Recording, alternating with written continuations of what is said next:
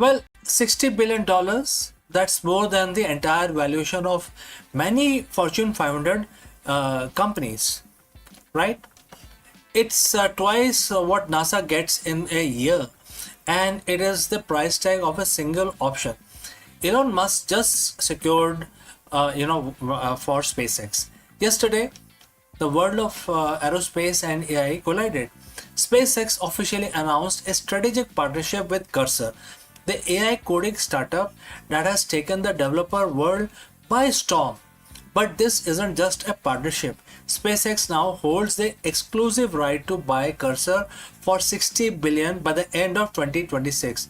Why would a rocket company, one that just merged with XAI and is targeting a 1.75 trillion IPO, drop that kind of cash on a code editor? Is it just about helping engineers write faster apps, or is this the missing link that finally makes the city on Mars a reality?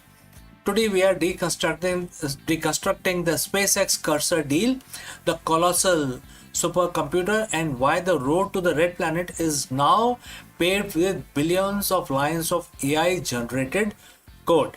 So friends, if you have reached this far, please inform us from which city you have tuned in and in which language you are watching this video. This will help us determine the reach of our channel. Alright, let's proceed with our analysis. If you aren't a developer, you might not realize how big Cursor has become. It's a fork of the VS Code, but it has been rebuilt from the ground up with AI at its core. It pioneered what enthusiasts call the vibe coding, the ability to describe a complex feature in plain English and watch the AI architect the entire file structure, logic, and test in seconds. And therefore, we need to consider this statistics. ARR, over 2 billion today, projected to hit 6 billion by year end. And what is the reach? Used by over 50% of the Fortune 500 company. And what is the most important thing? It is not just a chatbot. It is a tool that understands your entire code base. SpaceX isn't just buying a tool. They are buying the distribution channel to the world's best engineers. But there is a catch. SpaceX has two choices: pay 10 billion for a joint development partnership, or pay $60 billion for the whole thing. It's a try before you buy deal at a galactical scale. To understand why this matters, we have to look at the hardware. Back in the February 2026, SpaceX merged with XAI. In that merger, SpaceX inherited Colossus, the world's most powerful AI training cluster running on roughly 1 million NVIDIA H100 equivalents.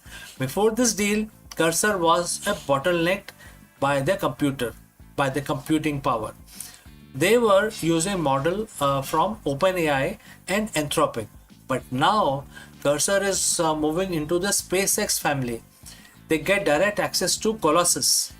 Imagine taking the world's most intuitive coding interface and plug-in it to the world's largest supercomputer. We are talking about training a personal super intelligent specifically for engineering. This isn't about building another Grok for Twitter. It's about building an AI that can design a Raptor engine, simulate orbital mechanics, and debug the flight software of a starship in real time. Elon Musk has often said that the hardest part of Starship isn't that rocket, it is the machine that built the machine. To put a million people on Mars by 2050, you need thousands of starships. You need autonomous propellant plants on Martian surface. You need life support system that never fails.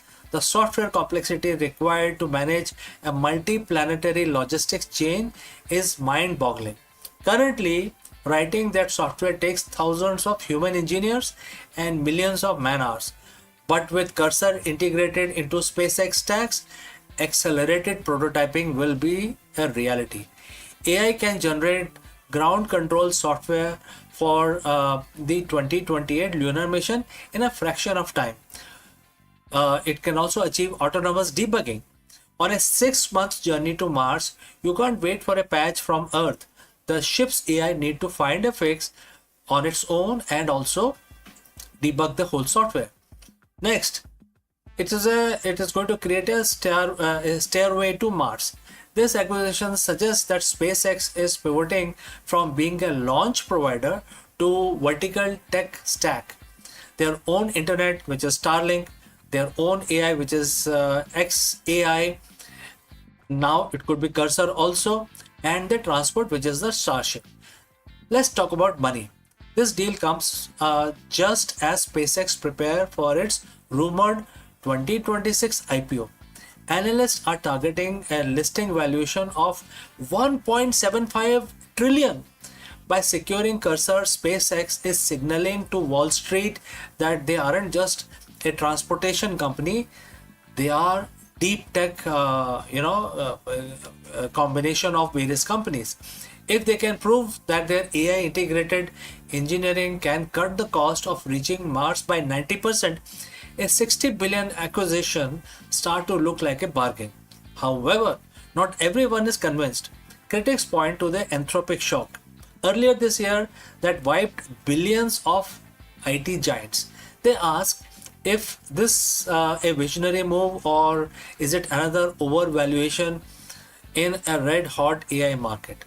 Whether SpaceX Cursor buys the Cursor for $60 billion or stay in a $10 billion partnership, one thing is clear: the future of space exploration is no longer just about fuel and physics, it's about intelligence.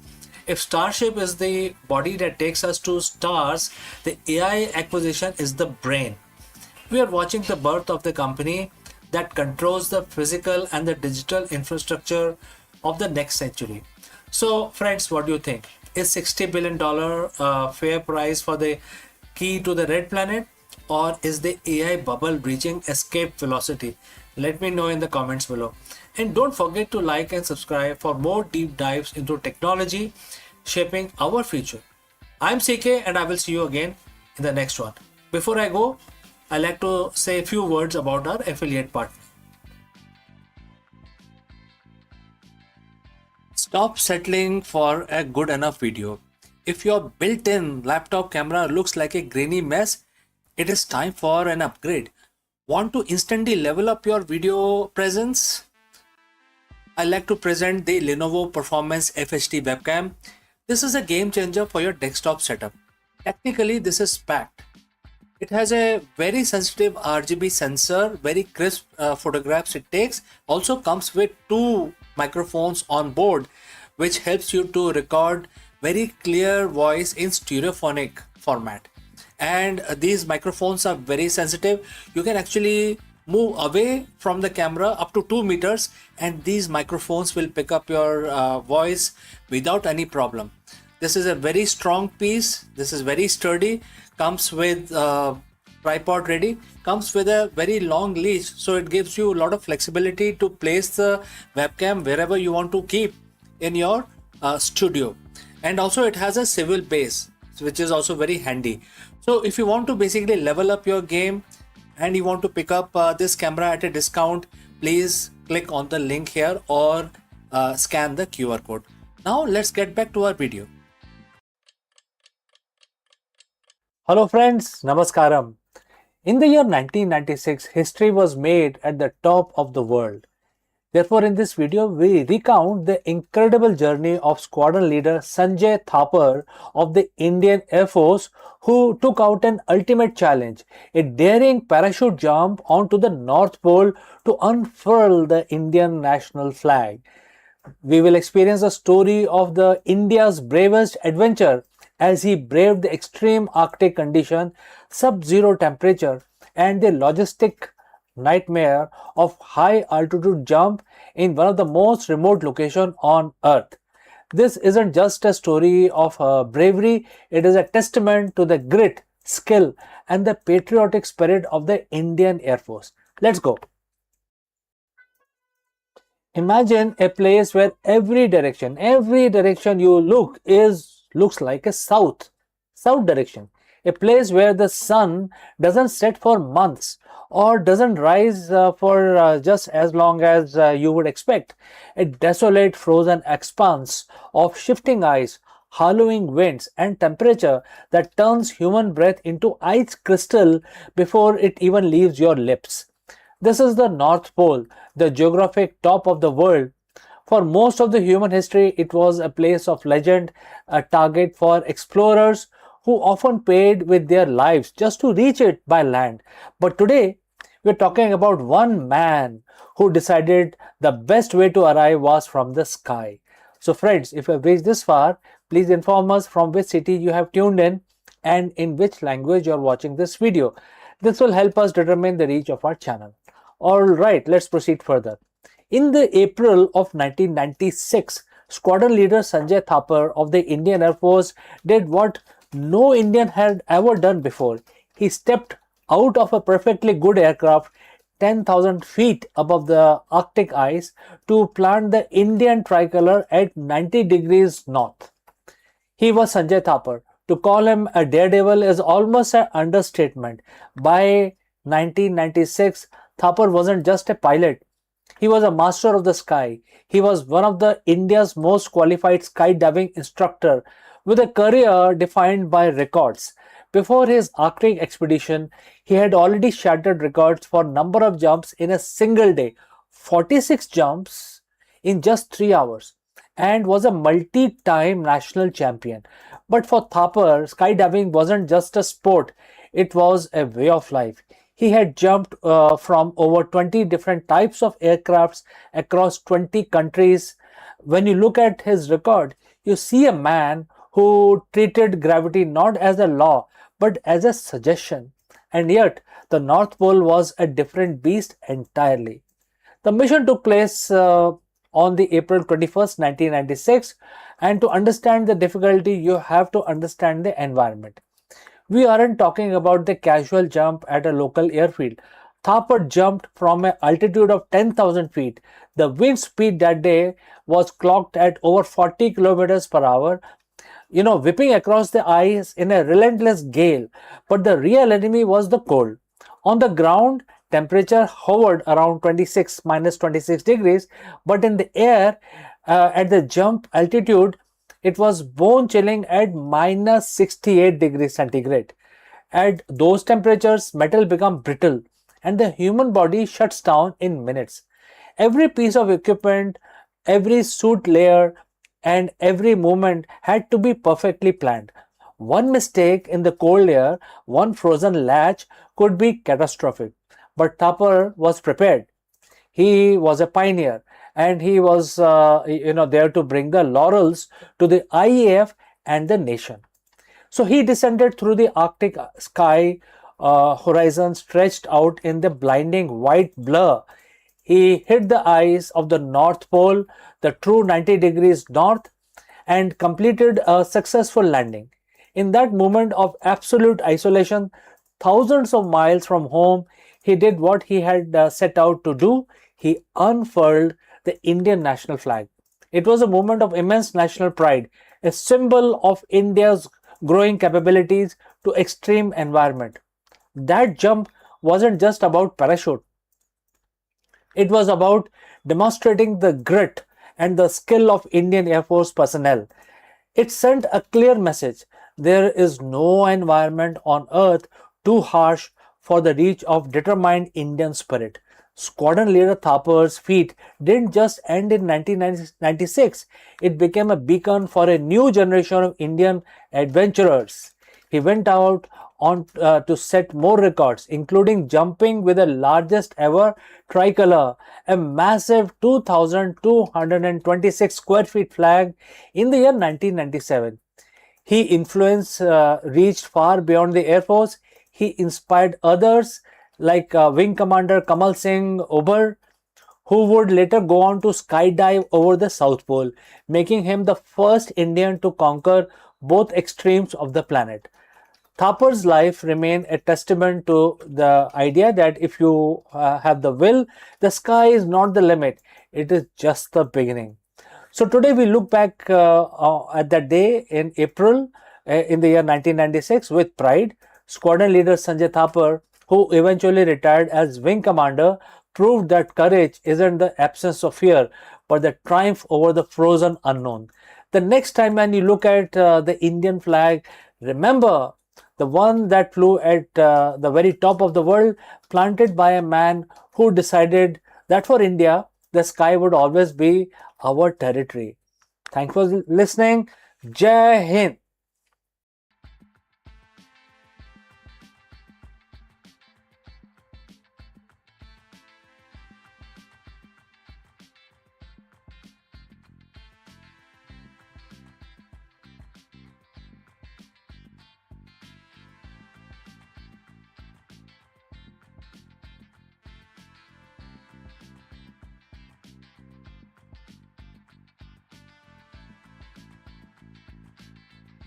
From counting steps to coaching lives, Google's health coach isn't just tracking your fitness, it is rewriting the future of wellness. With Gemini Premium as its stage, the Fitbit legacy bows out, and the new AI powered mentor steps in to guide every heartbeat, every habit, and every choice. So, let's find out more about this. In 2026, the Google has taken a decisive steps in reshaping the digital health landscape by rolling out its health coach globally for a Gemini Premium subscriber. This move marks the quiet sunset of Fitbit's standalone app and signaling a consolidation of Google's health ecosystem under Gemini AI umbrella.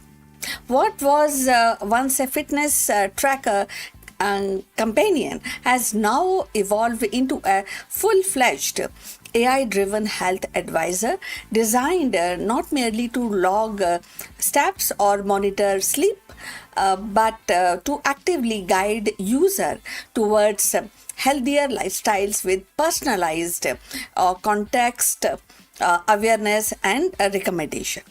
So the health coach integrates seamlessly with Gemini's broader AI capabilities, offering a holistic view of wellness, and its draw from the wearable data, nutrition log, and even the environmental cues to craft a tailored action plan. So, unlike Fitbit's app, which largely focus on metrics, and progress tracking health coach positioning itself as a proactive partner and anticipating needs suggesting the interventions and nudging the user towards sustainable habits. For example, the quality, it might recommend adjusting a evening routine or highlight dietary factors or even suggest mindful exercises, all backed by AI driven insight. So, if you have reached this far, please inform us from which city you have tuned in and in which language you are watching this video. That will help us to determine the reach of our channel. So, moving forward, the rollout effect Google's ambition to merge health and AI into a single premium experience. By embedding health coach into Gemini Premium, Google is not only monetizing advanced health feature but also reinforcing the value proposition of its AI subscription model. So, the shift underscores a broader industry trend. Health applications are no longer standalone and utilities but integrated service within a larger AI ecosystem. Fitbit's application, once a pioneer in consumer health tracking, now becomes a legacy product and absorbing into the more expensive vision.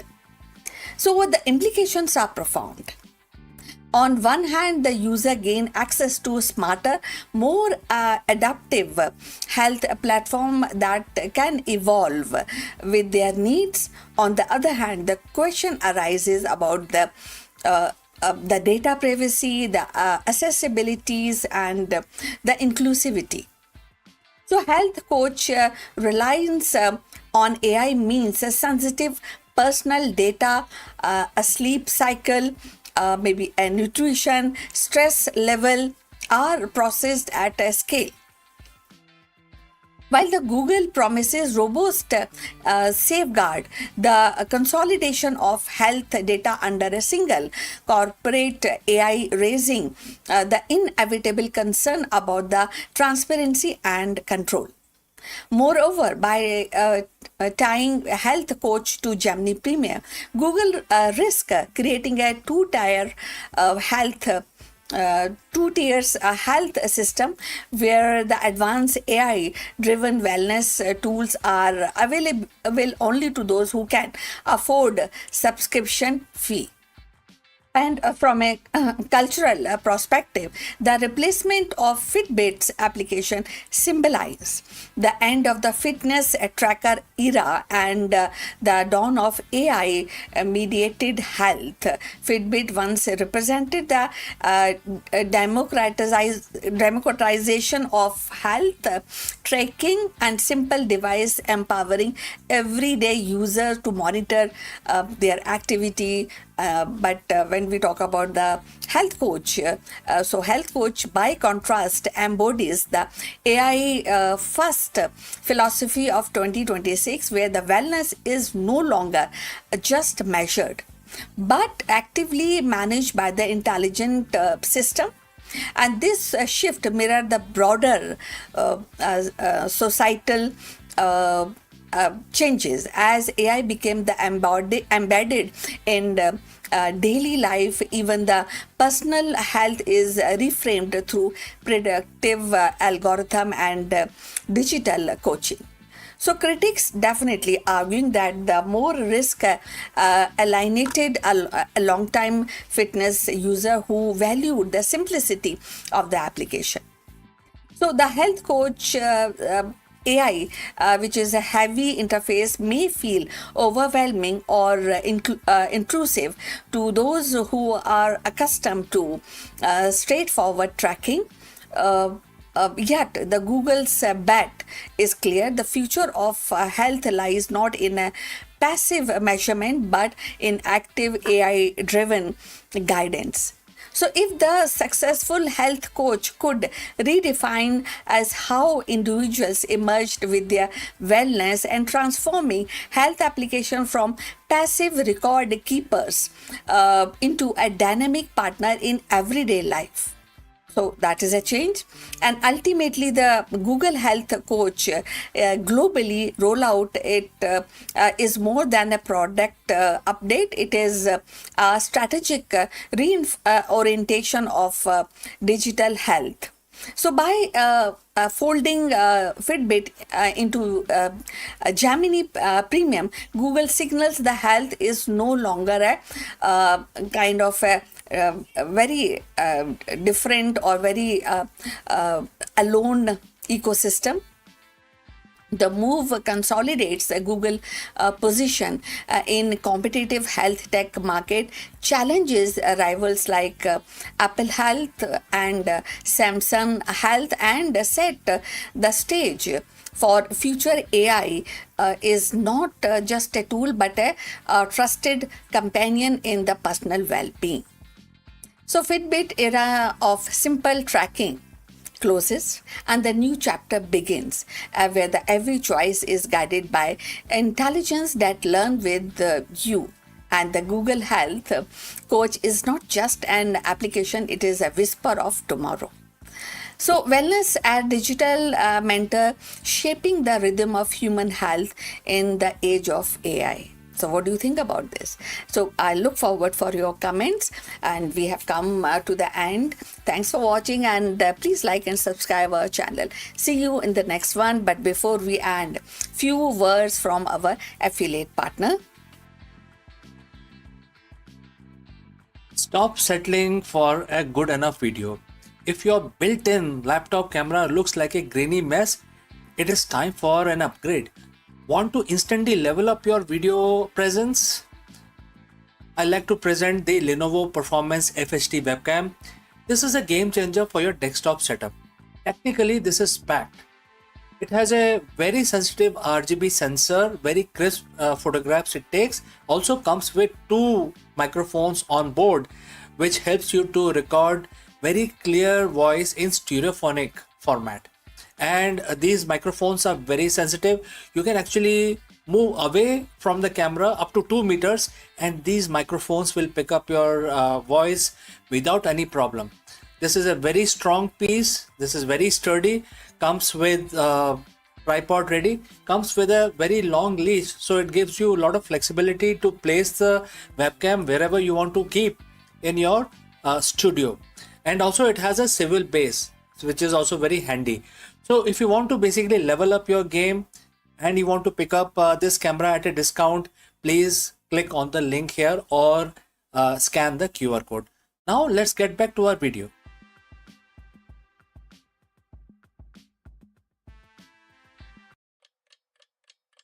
परिवार केवल रिश्तों का नाम नहीं है, ये हमारे दिमाग और भावनाओं की असली प्रयोगशाला है।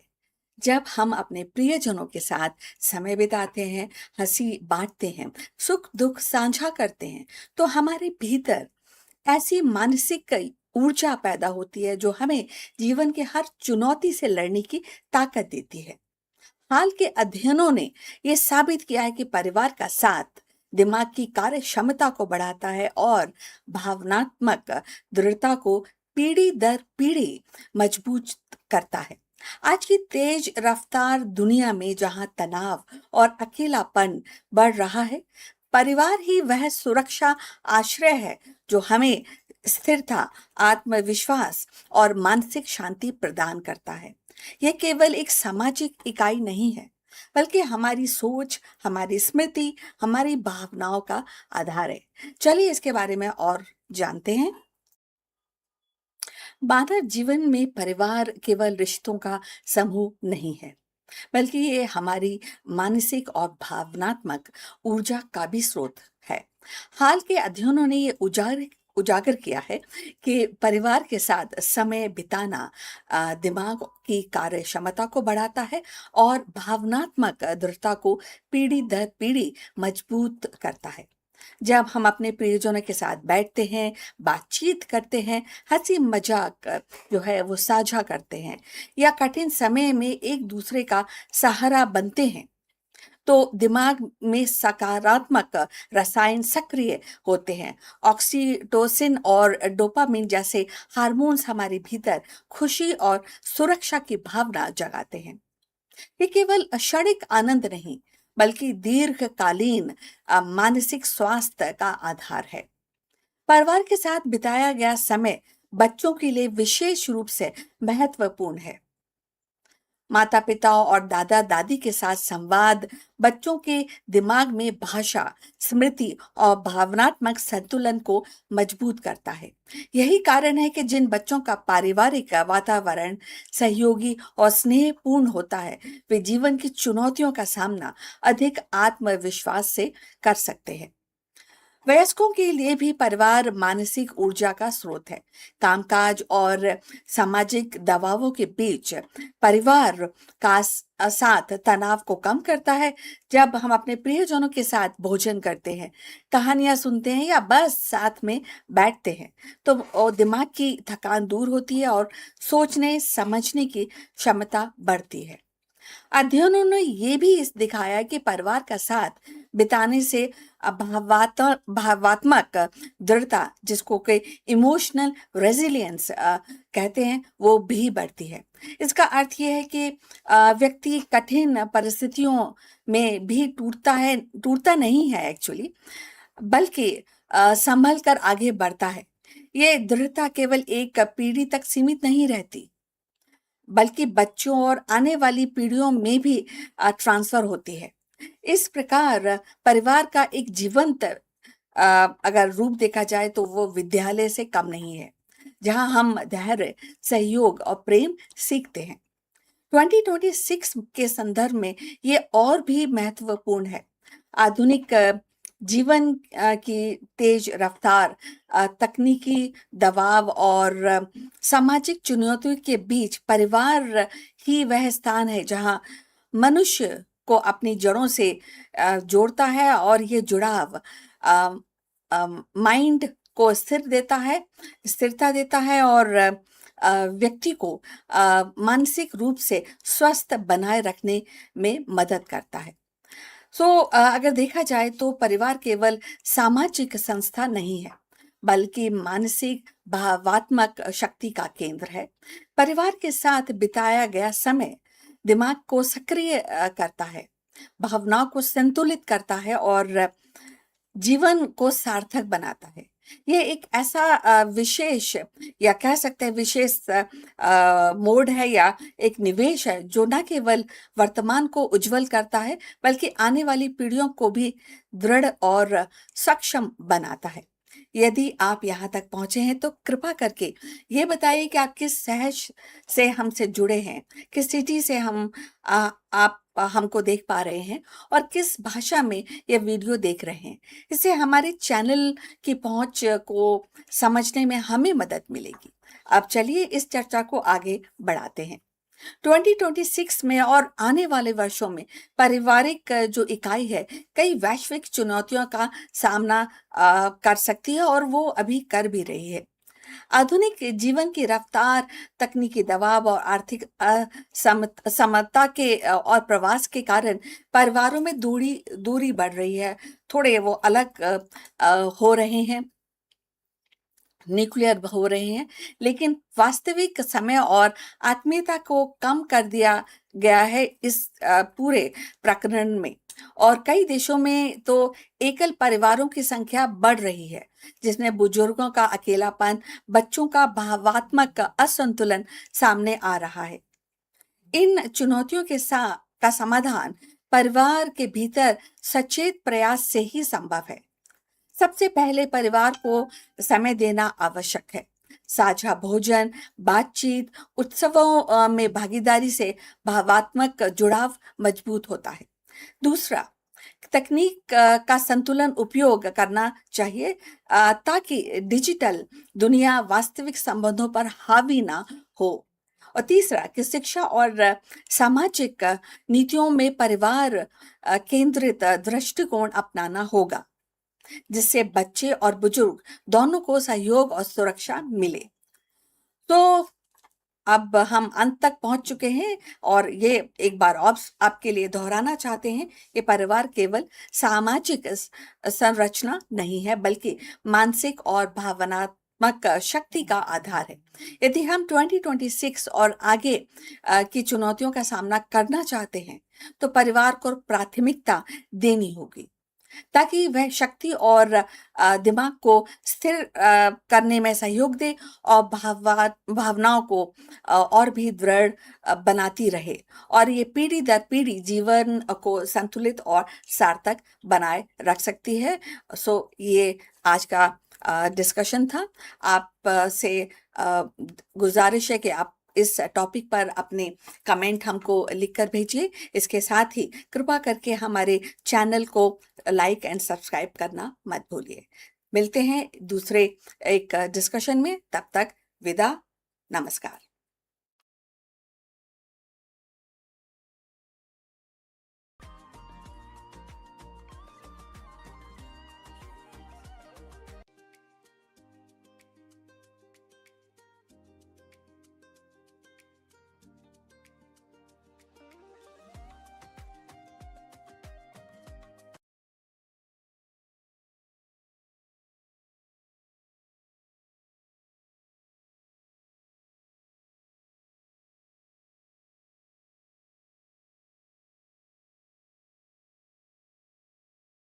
Hello, friends. Welcome once again. The biggest question in the boardroom today is the CEO or the leadership burnout. And it's becoming a very big problem in the 21st century, especially in 2026. So, let me ask you, can ancient wisdom solve the 21st century burnout crisis? Therefore, in this video, we dive deep into Bhagavad Gita to uncover the secret weapon of the world's most effective CEOs, the inward gaze.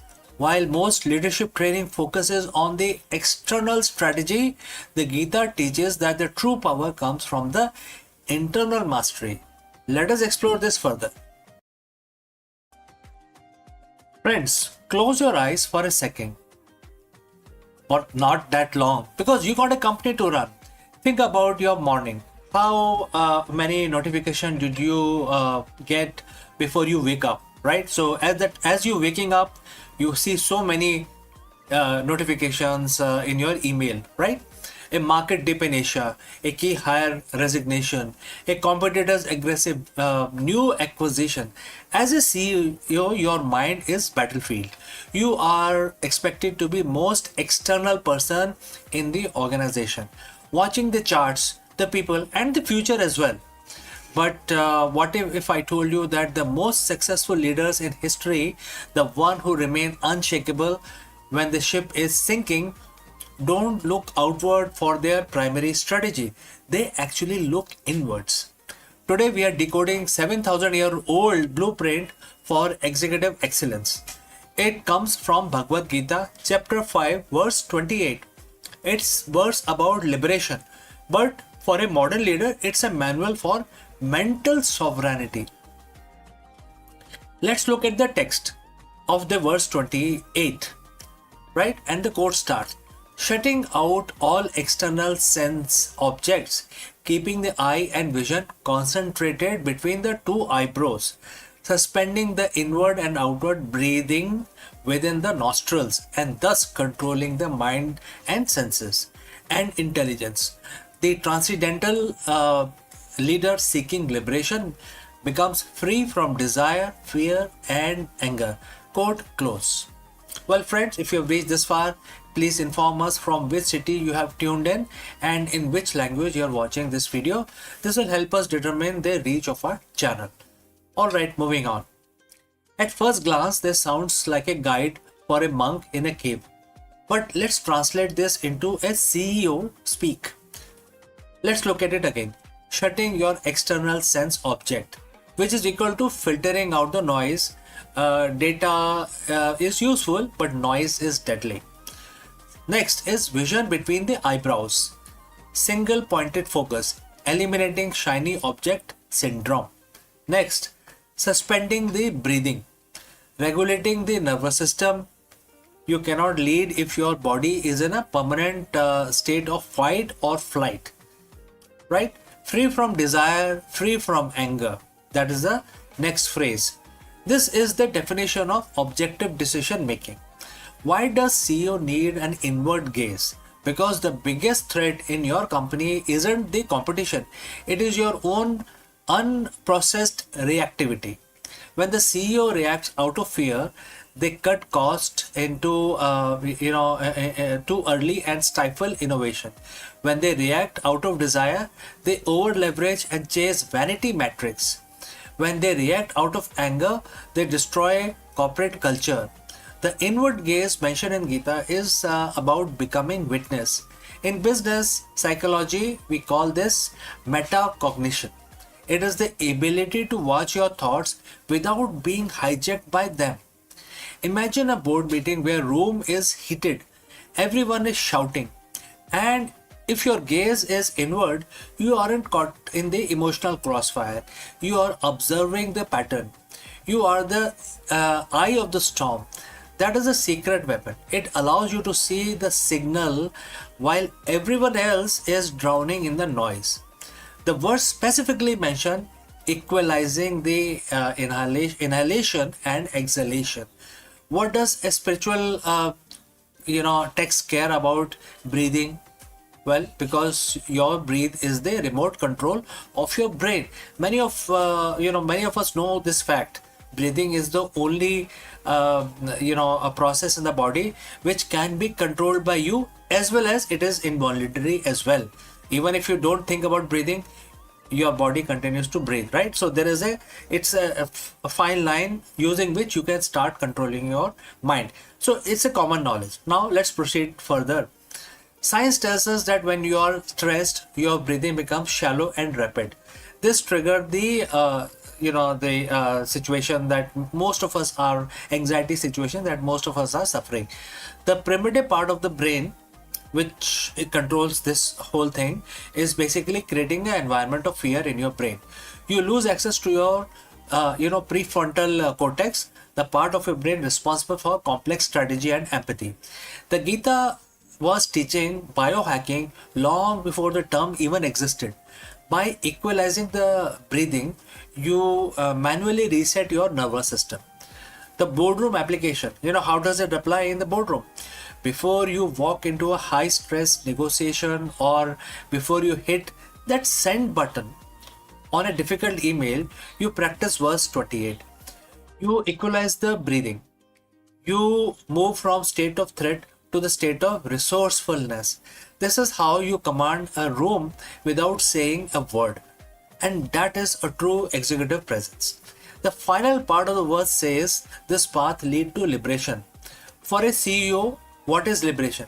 It is a freedom from being a slave to the stock price, slave to the ego, or even opinion of the industry. So Gita teaches a concept called Nishkam Karma, acting without attachment to the results.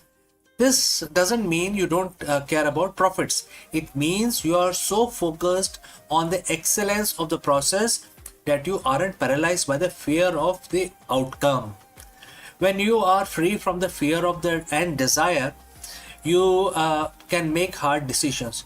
You can pivot the company when it is unpopular. You can stand by your values when it is expensive. You are liberated from the need for external validation, which makes you one of the most dangerous and effective leader in the market.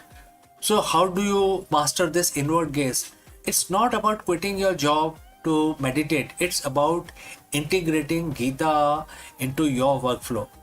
And how you can do that? Starting with morning silence. Spend 5 minutes shutting out sense object.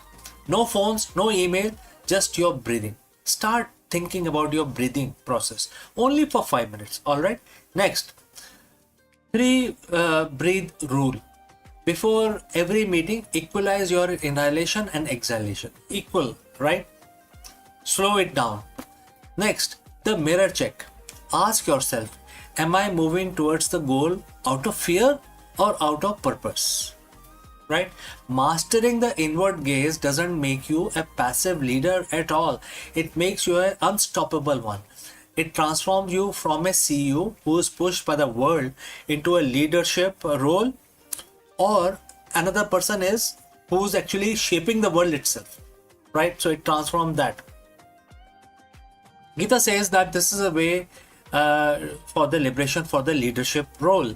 In the business world, we just call it the greatness. So friends, what do you think? If you have any questions or any comments, please leave them in the comment section below. Thanks for joining live.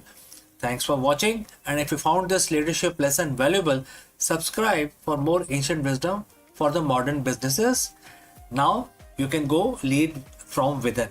All right. So before we end this section, I'd like to speak few words about our affiliate partner. Stop settling for a good enough video. If your built-in laptop camera looks like a grainy mess, it is time for an upgrade. Want to instantly level up your video presence? I like to present the Lenovo Performance FHD webcam. This is a game changer for your desktop setup. Technically, this is packed. It has a very sensitive RGB sensor, very crisp photographs it takes. Also comes with 2 microphones on board, which helps you to record very clear voice in stereophonic format. And these microphones are very sensitive. You can actually move away from the camera up to 2 meters and these microphones will pick up your voice without any problem. This is a very strong piece. This is very sturdy. Comes with tripod ready. Comes with a very long leash, so it gives you a lot of flexibility to place the webcam wherever you want to keep in your studio. And also it has a swivel base, which is also very handy. So if you want to basically level up your game and you want to pick up this camera at a discount, please click on the link here or scan the QR code. Now let's get back to our video.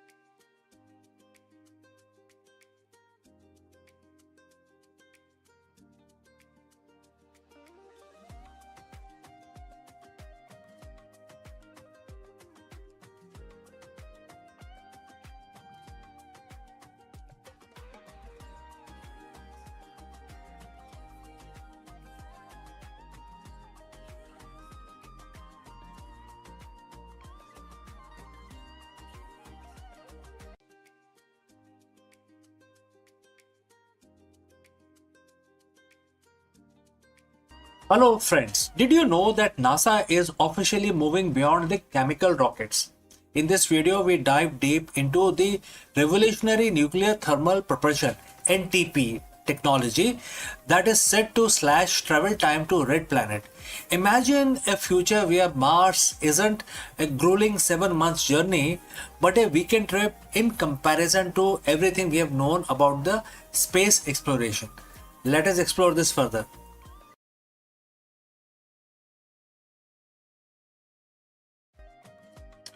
So for 60 years, we have been stuck. Every time we look at Mars, we are staring at a 7 to 9 months commute between Earth and Mars. That isn't just a long time; it is dangerous time. Every day, every day in deep space is another day of the cosmic radiation, muscle atrophy, and the psychological toll of the isolation. But what if we could break that speed limit of space travel? What if we could treat the journey to the red planet not in months, not in years, but in few days, right? Like a weekend trip in comparison to the current tech. NASA has just officially crossed the Rubicon with the announcement of SR-1 Freedom and a roadmap of 2028. The era of chemical rocket is ending. Today we are looking at the nuclear engine that are finally turning science fiction into an interplanetary reality. So friends, if you have reached this far, please inform us from which city you have tuned in and in which language you are watching this video. This will help us determine the reach of our channel. Alright, moving on.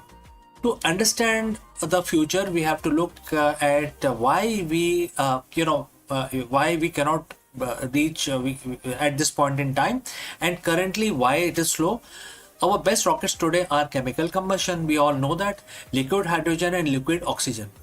They are very powerful, but they are incredibly inefficient. Think of it like this. A chemical rocket is like a high performance dragster. It's a massive oomph at the start, but it burns through its fuel in minutes. Once you are in orbit, you are basically a glider. By switching to nuclear, we aren't just adding more fuel, we are doubling the energy we get out of every gram of the propellant. So how does a nuclear engine actually works? Unlike the nuclear power in a plant on Earth basically that makes electricity, a nuclear thermal rocket NTR is much more direct, and it has several components starting with core. We have a compact fission reactor using high assay low enriched uranium, right?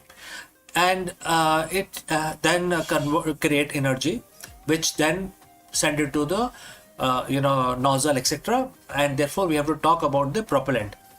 We pump the liquid hydrogen through the white hot core reactor, and then it basically comes out of the other side at very high speed. So now we have to talk about expansion. In less than a second, the hydrogen goes from minus 420 degrees Fahrenheit to 5000 degrees Fahrenheit, which then creates a huge thrust. So now let's talk about this thrust. The superheated gas screams out of the nozzle at a speed no chemical fire could ever reach. This is the holy grail of the propulsion. It gives us the high thrust of a rocket with a very long-term efficiency of an electric drive. We are currently in the pivotal year. As of April 2026, the design is right now on the drawing table. However, there is a roadmap, and that is June 2026. The final hardware development begins, and the mission will be SR1. It's a design as a nuclear electric hybrid. It uses the reactor to generate massive amount of electricity, powering high efficiency thruster to basically increase the speed. And it can run for months. It can go for very long time. And what is the goal? The goal is a direct mass mission capability by 2028. This isn't just a lab experiment anymore. We are building the flight hardware right now. So when we say weekend trip, we are talking about relative transit time. By cutting the journey to Mars from 250 days down to 100 or even 60 days, we solve the two biggest threats to human life. Number one is radiation. Less time spent in the void, which is open space, lower the dose of the solar particles or any cosmic radiation. Number two is the abort capability.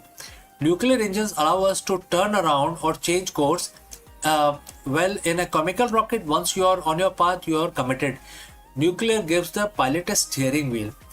Our multi-planetary future, which is to the stars, will have, will always remain a dream if we do not have faster mode of transport.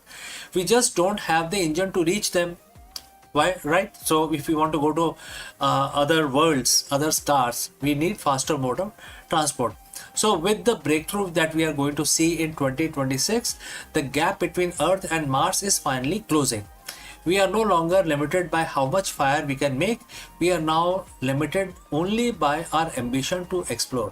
So friends, we have come to the end of our discussion today. My name is CK and you are watching Akulmach. And if you want to stay on the cutting edge of the Artemis era and the nuclear revolution, hit that subscribe button, and the future is arriving faster than you think. So before I go, a word about our affiliate partner.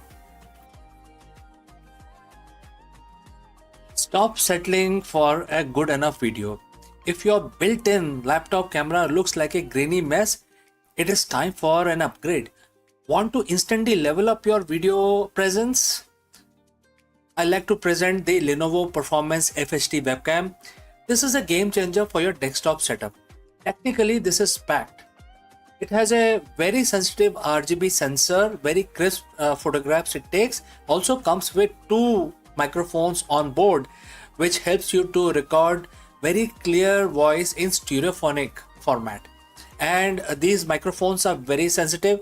You can actually move away from the camera up to 2 meters and these microphones will pick up your voice without any problem. This is a very strong piece. This is very sturdy. Comes with tripod ready. Comes with a very long leash, so it gives you a lot of flexibility to place the webcam wherever you want to keep in your studio. And also it has a swivel base, which is also very handy. So if you want to basically level up your game and you want to pick up this camera at a discount, please click on the link here or scan the QR code. Now let's get back to our video.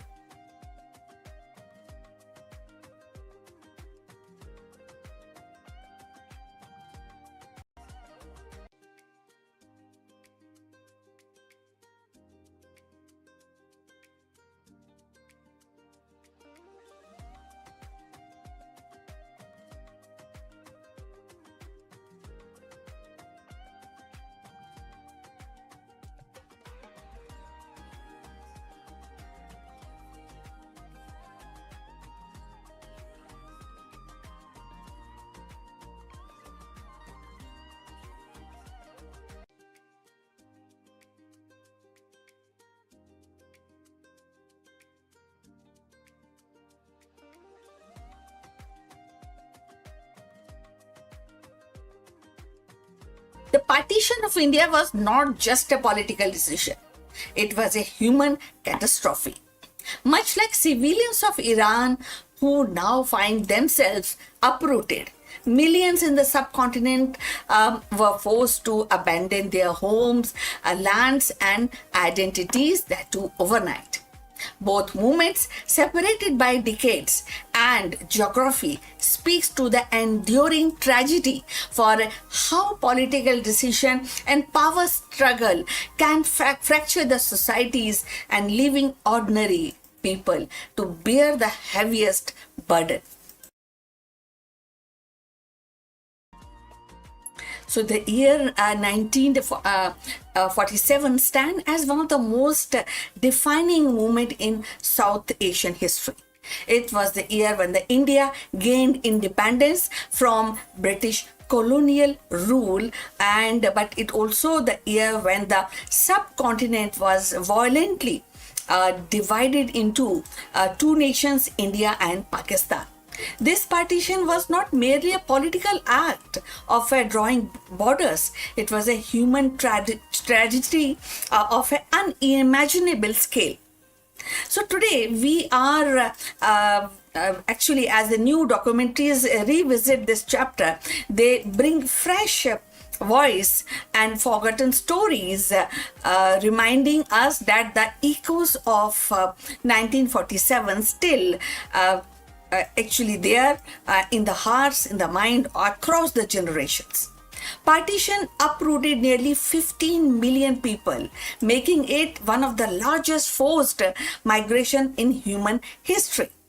Families who had lived side by side for centuries suddenly found themselves on the opposite side of hastily drawn borders. Villages were split, friendships were dissolved, and the communities tore apart.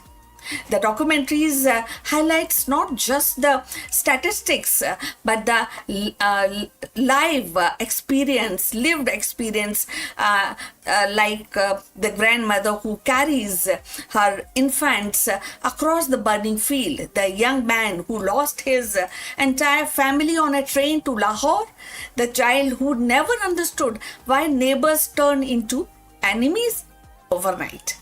So if you have reached this far, please inform us from which city you have tuned in and in which language you are watching this video. This will determine the reach of our channel. So going forward on this topic, so the violence was actually staggering.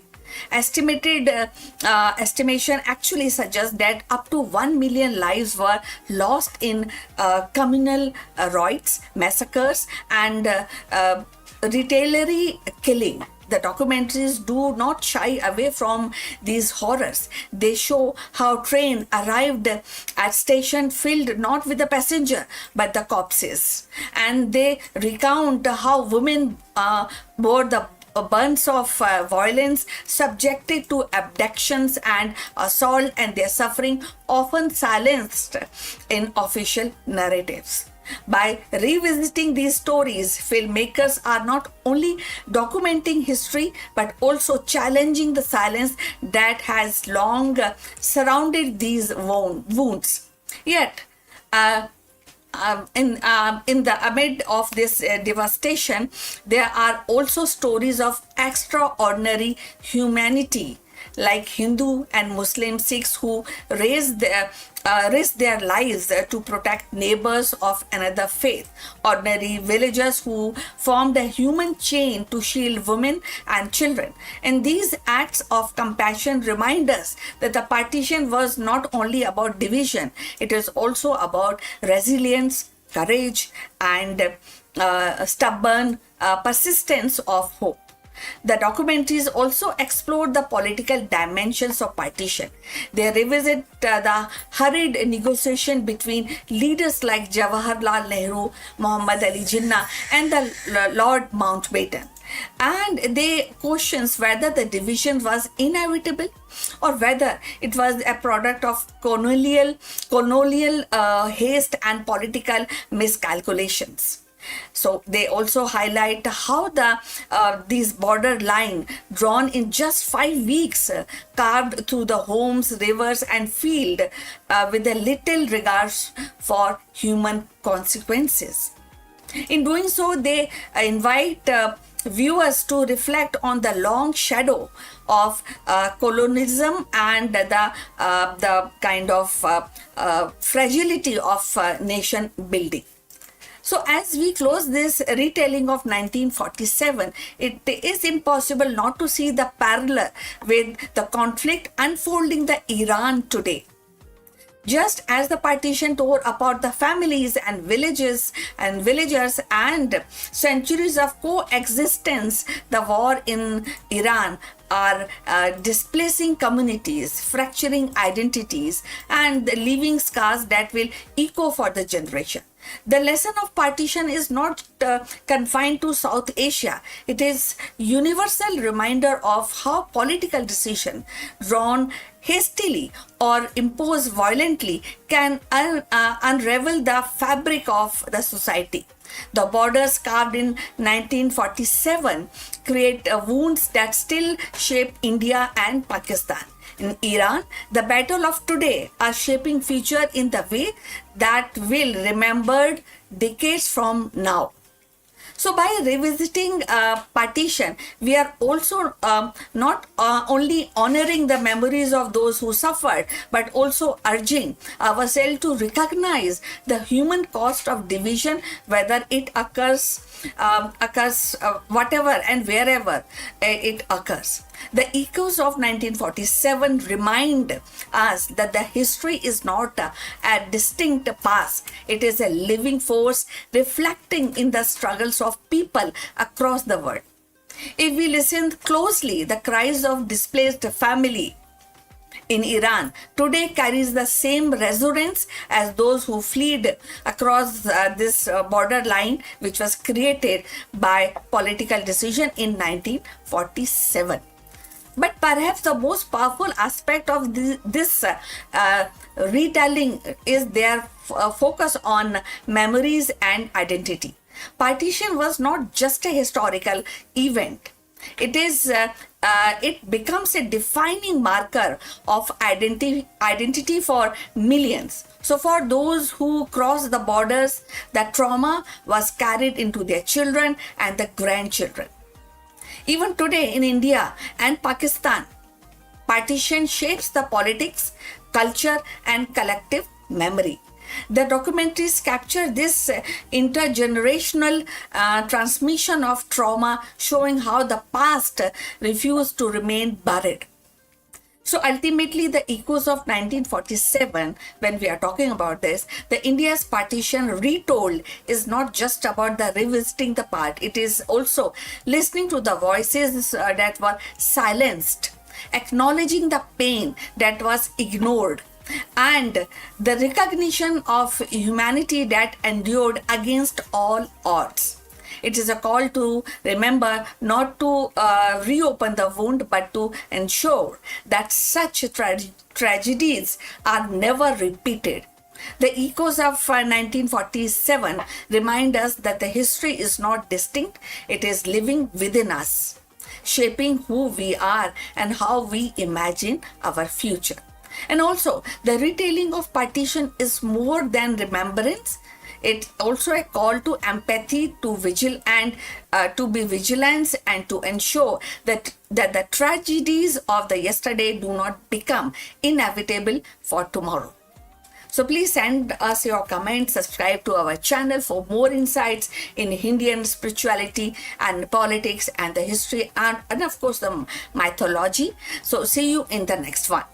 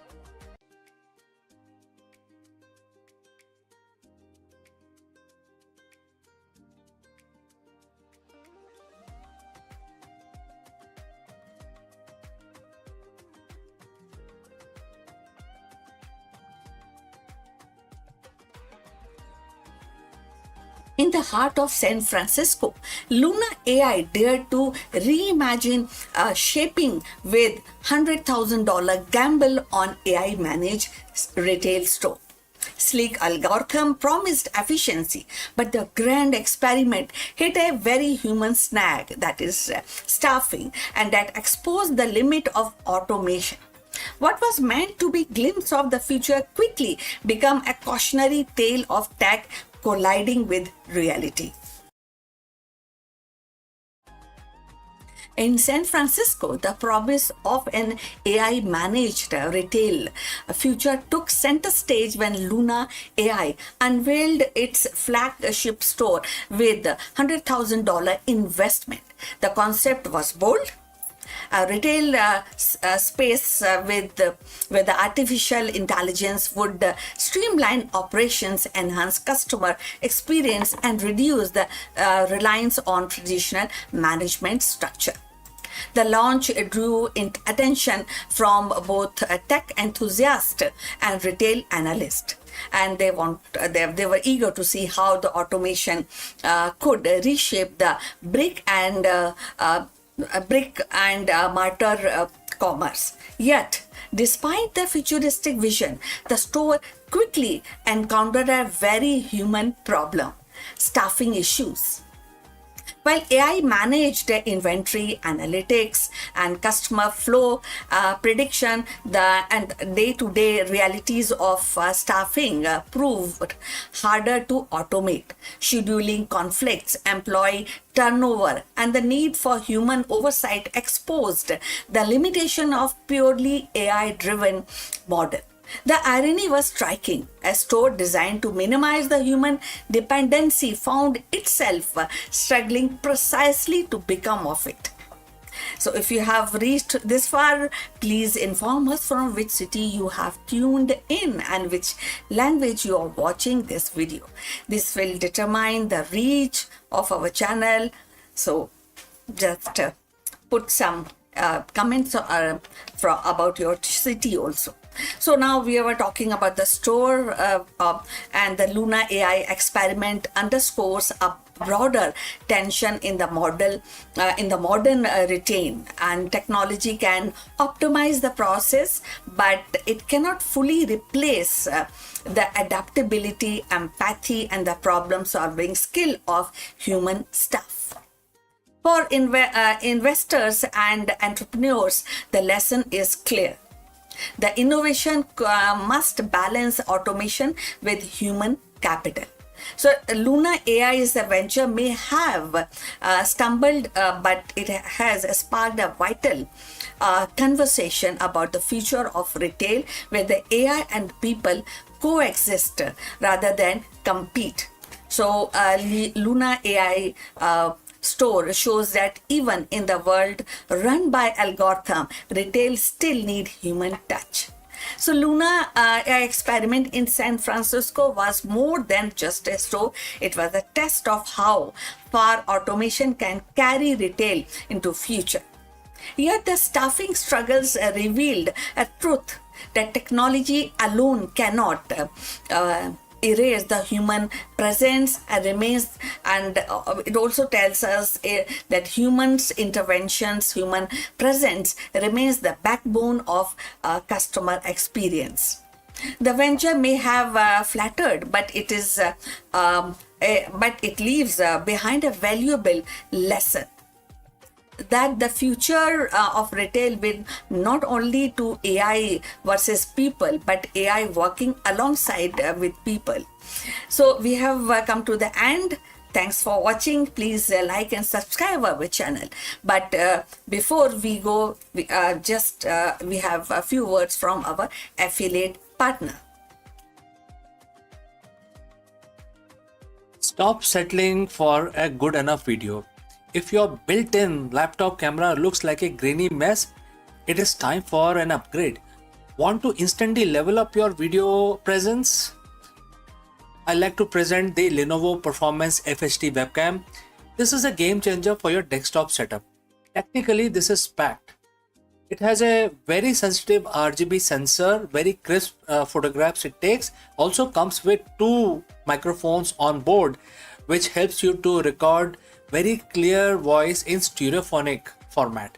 And these microphones are very sensitive. You can actually move away from the camera up to 2 meters, and these microphones will pick up your voice without any problem. This is a very strong piece. This is very sturdy. Comes with tripod ready. Comes with a very long leash, so it gives you a lot of flexibility to place the webcam wherever you want to keep in your studio. And also it has a swivel base, which is also very handy. So if you want to basically level up your game and you want to pick up this camera at a discount, please click on the link here or scan the QR code. Now let's get back to our video.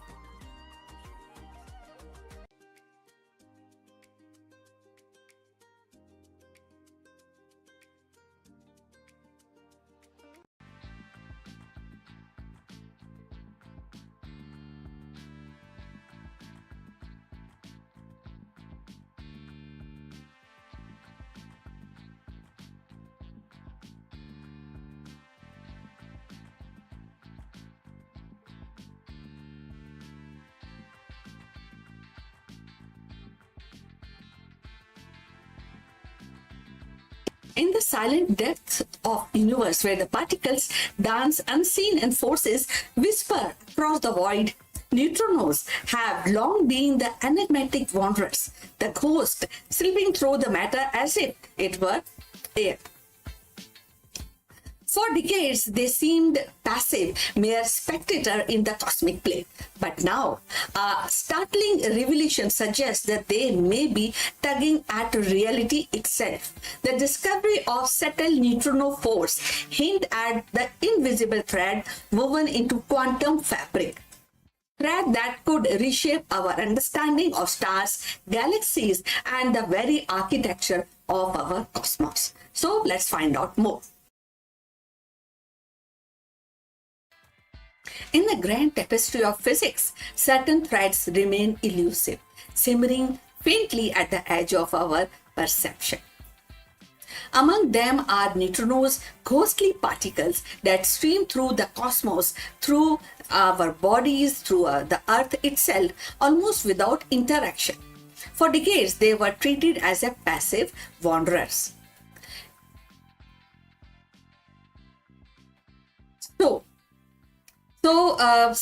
So for decades, as they were passive wanderers and important for the balance, but not for the force. Yet, the recent discovery suggests that neutrinos may weave their own subtle thread of influence, tugging at the fabric of matter in a way we are only beginning to understand.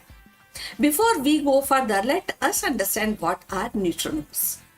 So neutrinos are elementary particle that belongs to the lepton family, similar to the electrons, but unlike electrons. They carry no electric charge and have extremely small mass, making them lightest known particle with mass, though not massless, Because they do not interact via the electromagnetic or strong forces, neutrinos can pass through the ordinary matter almost completely undisturbed, which is why trillions of them pass through our bodies every second without any effect. Neutrinos are crucial for understanding the fundamental physics, including the weak nuclear force, stellar processes, and cosmology. Their unique properties make them both elusive and invaluable for probing the universe in a way that other particles cannot. So if you have reached this far, please inform us from which city you have tuned in and which language you are watching. This will help us to determine the reach of our channel. So moving forward in this interesting details, the so-called neutrino force is not a kind of a push like a gravity or electromagnetism. It is a whisper, a faint pressure that emerges when the neutrinos scatter off nuclei, leaving behind a measurable trace. Physicists long suspected such interaction, but the evidence was buried beneath the noise. So hidden in the shadow of stronger forces. So now with the executively sensitive detectors buried deep underground and shielded from the cosmic interface, the researchers have begun to tease out these hidden signals. So the implications are profound. If neutrinos exert a force, however slight, they are not merely passive messenger of a nuclear reaction, but an active participant in shaping matter. This reframed their role in stellar evolution, in supernova explosions, and even in the early universe. The faint tug of neutrinos may have influenced how galaxies cluttered, and how matter danced, and how the cosmic web itself was stitched together.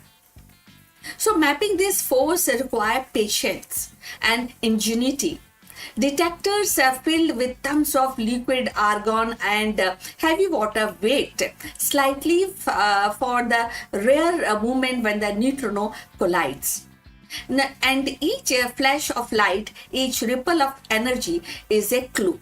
By collecting thousands of such events, scientists have reconstructed the hidden geometry of neutrino interactions.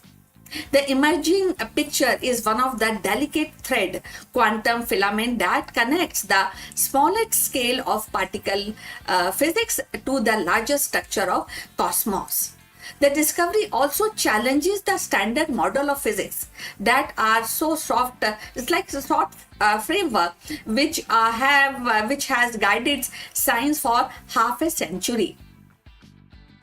Now, neutrinos were already anomalies, and they oscillate between flavors, and they have a mass when the theory predicted none.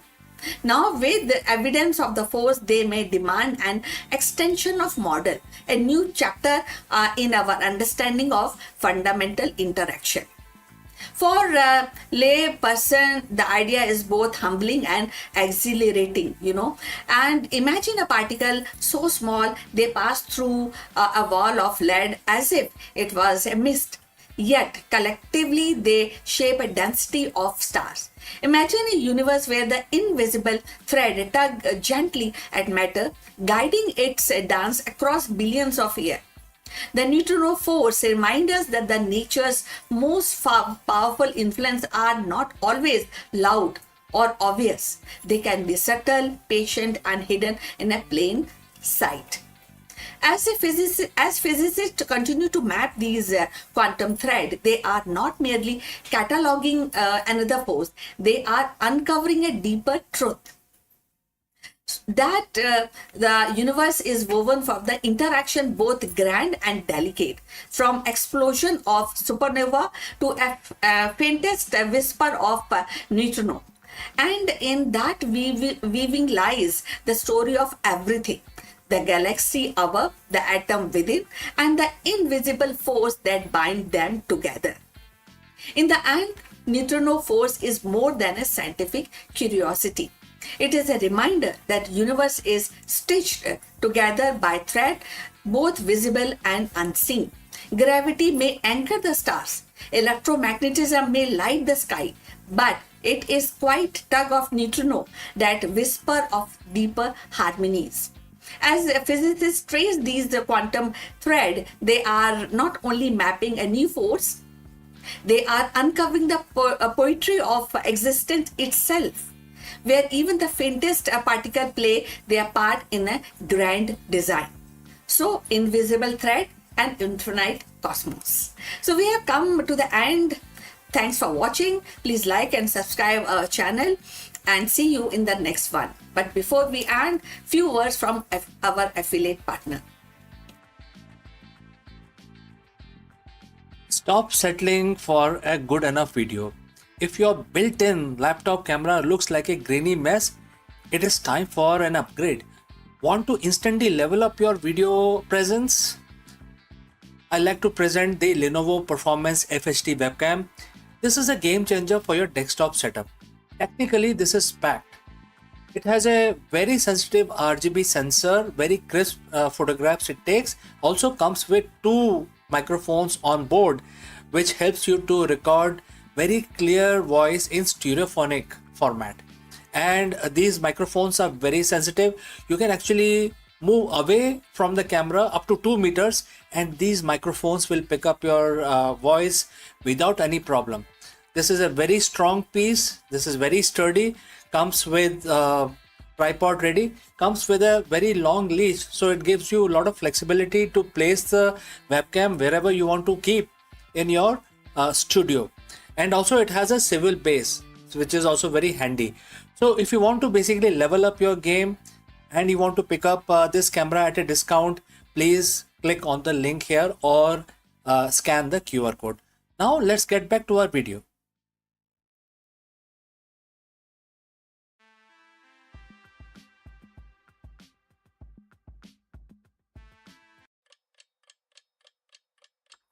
Hello friends, Namaskar.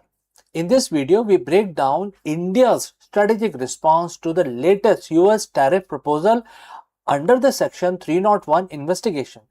As the US proposed additional 12.5% duties on select import items, India's Commerce Ministry has reaffirmed its commitment to the ongoing bilateral trade framework.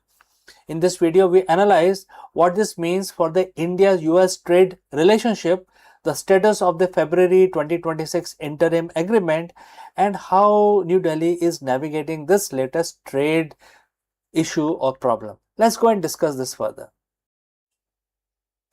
Today, we are looking at the pivotal moment in India-US economic partnership.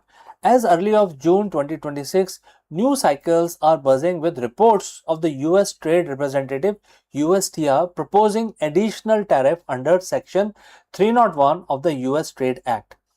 It's easy to get lost in the noise, but here is the headline. India is standing its ground while remaining committed to the constructive path forward.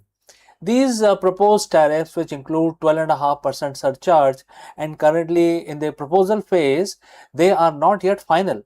As we navigate these headlines, it is essential to understand that this is a part of a broader ongoing diplomatic process, not an abrupt end to our cooperation.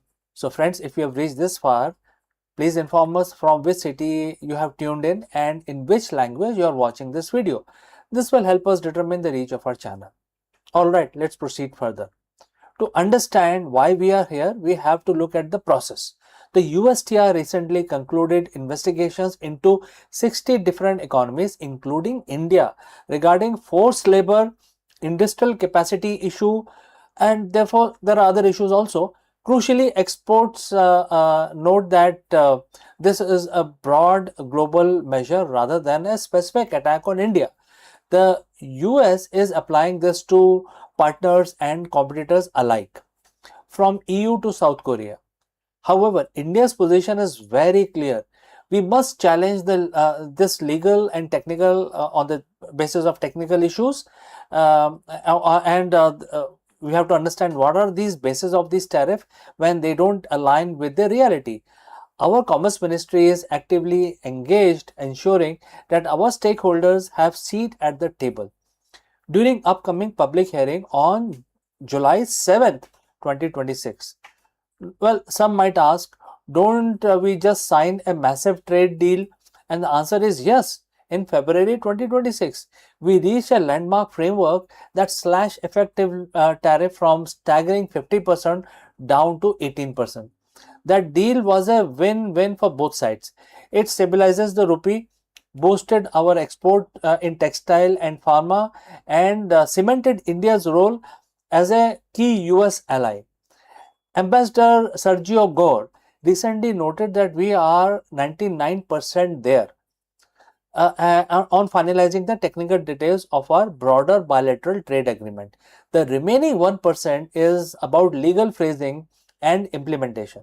India is not letting temporary tariff friction derail the progress. We are treating the trade agreement negotiations and this Section 301 proceedings are two distinct tracks. And therefore, let's discuss the next aspect, which is protecting our interest. The Make in India vision, which is India is currently world fastest growing major economy, and we are not taking these headwinds lightly.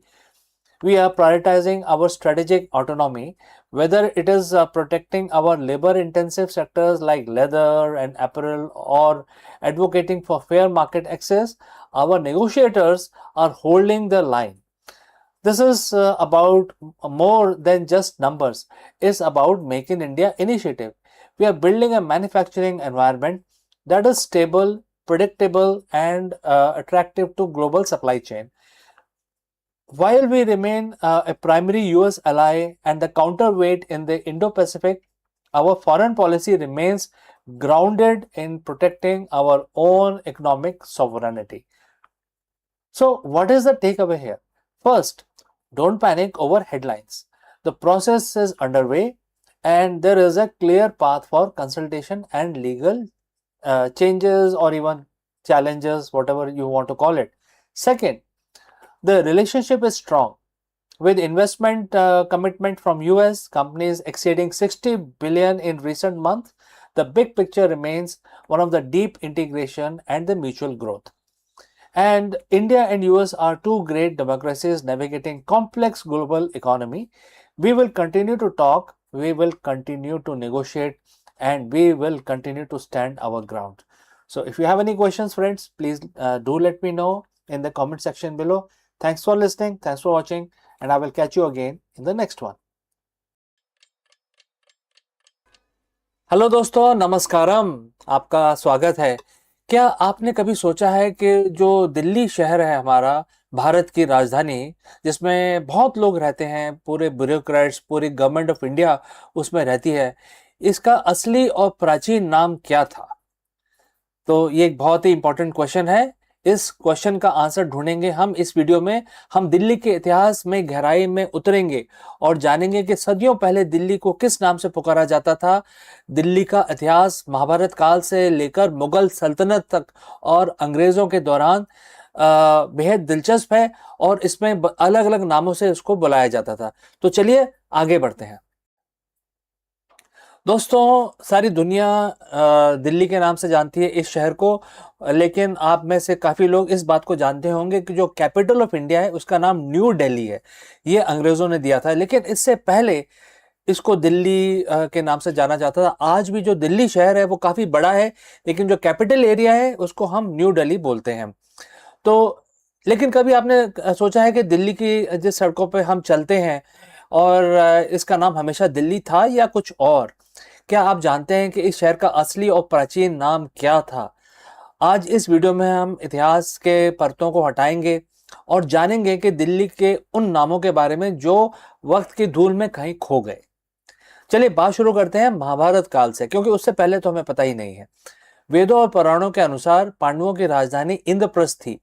कहा जाता है कि भगवान कृष्ण के सुझाव पर पांडवों ने खांडवप्रस्थ के घने जंगल को काटकर एक भव्य शहर बसाया था, जिसे इंद्रप्रस्थ नाम दिया गया था। आज का पुराना किला एक जगह है दिल्ली में जिसको ओल्ड फोर्ट बोलते हैं। माना जाता है कि वहीं पे इंद्रप्रस्थ की नींव रखी गई थी, उस एरिया पे मतलब, और वहां पे उनकी कैपिटल बनाई गई थी और उस समय इस प्रदेश का नाम इंद्रप्रस्थ था। और सरप्राइजिंग बात यह है कि आज भी वहाँ जो कॉलोनी है उसका नाम इंद्रप्रस्थ ही है, जिसके अंदर ये एरिया आता है।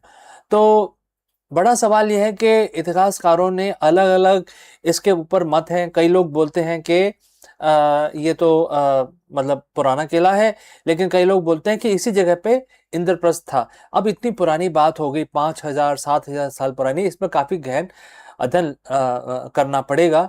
तो मेरे ख्याल से जो साइंटिस्ट हैं या आर्कियोलॉजिस्ट हैं वो कर रहे होंगे। तो दोस्तों, अगर आप इस पॉइंट तक पहुंचे हैं तो ज़रूर बताइए कि किस शहर से आप हमारा ये वीडियो देख रहे हैं और किस लैंग्वेज में आप हमारी वीडियो देखना चाहेंगे। तो चलिए हम आगे बढ़ते हैं। इंद्रप्रस्थ के बाद इतिहास में दिल्ली के कई नाम आए। 11वीं शताब्दी के आसपास तोमर वंश के राजा अंगपाल ने दिल्ली को बसाया, फिर से बसाया, और इस जगह का नाम योगिनीपुर रखा गया। इसके बाद दिल्ली का शब्द का इस्तेमाल हुआ, मतलब इनके जाने के बाद योगनीपुर फिर डिस्ट्रॉय हो गया, उसके बाद जब दोबारा शहर बना 12वीं शताब्दी में, तो इसका नाम दिल्ली का रखा गया। और इसके बाद 12वीं शताब्दी में ही पृथ्वीराज चौहान ने भी इसी नाम को कंटिन्यू किया, उन्होंने अपनी कैपिटल बनाई और उस समय का नाम था दिल्ली का। ठीक है, समय आगे बढ़ा और दिल्ली पे कई सल्तनतों के राज हुए। मुगलों के दौरान शाहजहां ने शाहजहानाबाद की नींव रखी, जो आज की पुरानी दिल्ली है। जो जैसे इंद्रप्रस्थ पुराना किला वाला एरिया है और आज भी उस कॉलोनी को हम इंद्रप्रस्थ बोलते हैं, वैसे ही पुरानी दिल्ली का नाम जो शाहजहां ने रखा उसका नाम था शाहजहानाबाद। इसके अलावा 7 अलग अलग शहर दिल्ली की जमीनों पे बसे और उजड़े। फिर आया ब्रिटिश काल, जहां नई दिल्ली का निर्माण हुआ और इसमें एडवर्ड लुटियंस के डिजाइन वाली नई दिल्ली, पूरी नई शहर बसाया गया और पुरानी दिल्ली से बिल्कुल उसको अलग रखा गया। तो जो शाहजहानाबाद वाला एरिया है उसको अलग रखा गया और नई दिल्ली को पूरा नया बसाया गया। अक्सर लोग पूछते हैं कि क्या दिल्ली का नाम दिल से पड़ा है, तो ये किसी राजा का नाम है, या दिल्ली किसी राजा का नाम हो सकता है, या दिल से पड़ा है। सच्चाई ये है कि दिल्ली के नाम के पीछे की कोई एक नहीं बल्कि हजारों साल का बदलाव है। बहुत सारी कहानियां हैं, एक किसी सूत्र से हम इसको बांध कर नहीं रह सकते। इंद्रप्रस्थ से योगनीपुर और दिल्ली का से लेकर दिल्ली तक इस शहर हमेशा से सत्ता का केंद्र रहा है, हमेशा आदिकाल से। बहुत पहले से ही ये कैपिटल माना जाता था, बहुत ही इंपॉर्टेंट शहर माना जाता था, क्योंकि ये सेंट्रली लोकेटेड है। और ये शहर से पत्थर और ईंटों से नहीं बना, बल्कि इसमें राजाओं, संतों और आम लोगों की कहानियों, बहुत कहानियां हैं इसमें, कहानियों से बना है। सदियों पुरानी कहानियां इसमें मौजूद हैं। तो दोस्तों, दिल्ली सिर्फ भारत की राजधानी नहीं, ये हजारों साल पुराना एक जीता जागता इतिहास है। अगली बार जब आप दिल्ली की सड़कों से गुजरें, तो याद रखिएगा कि आप सिर्फ एक शहर में नहीं बल्कि इतिहास की उन गलियों में चल रहे हैं जहां कभी पांडव राज किया करते थे। और आपको क्या लगता है कि दिल्ली का नाम बदल के दोबारा से इंद्रप्रस्थ रख देना चाहिए? इस पॉइंट पे आप कमेंट करके जरूर लिखें। अगर आपको ये वीडियो पसंद आया हो तो इसे लाइक करें और अपने दोस्तों के साथ शेयर करें जिनको इतिहास में रुचि है। मैं जल्दी ही मिलता हूं दूसरे वीडियो में, तब तक के लिए जय Hind.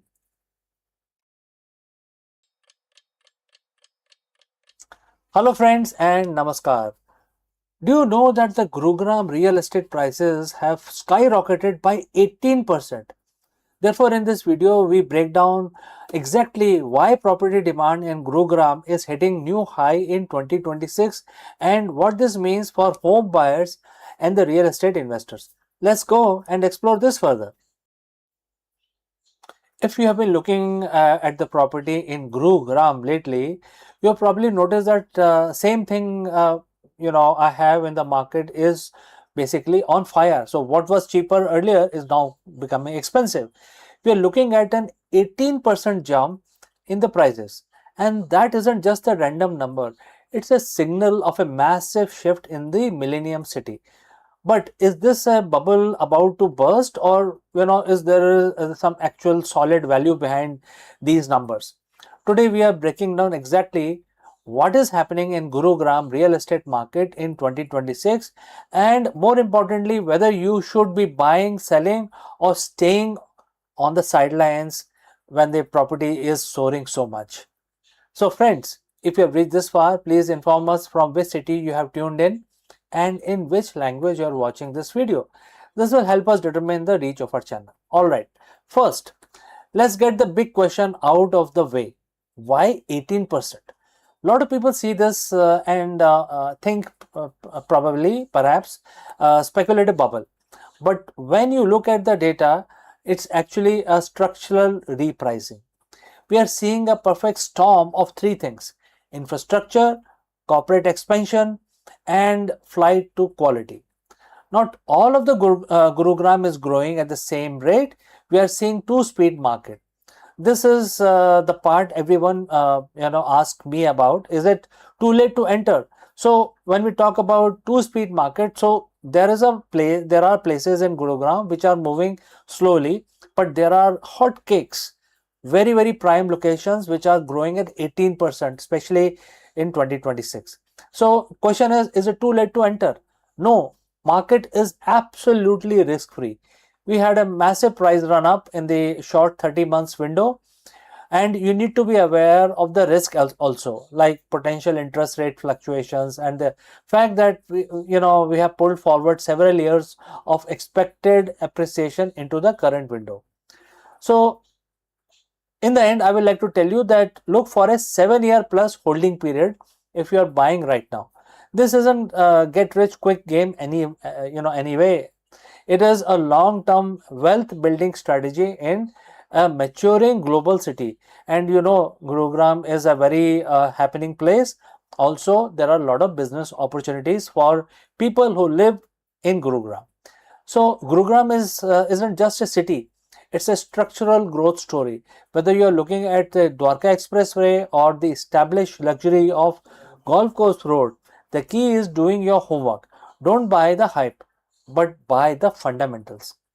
So, friends, the prices are going up, and my advice is to basically look for property based on your budget and location preferences. But definitely, this is the right time to invest in Gurugram real estate market. If you found this breakdown useful, hit that like button, subscribe our channel, uh, and look at the property price in Gurugram very seriously. Do let me know what sector you have in mind, and I can probably guide you further on that. My name is CK, and I will see you again in the next one.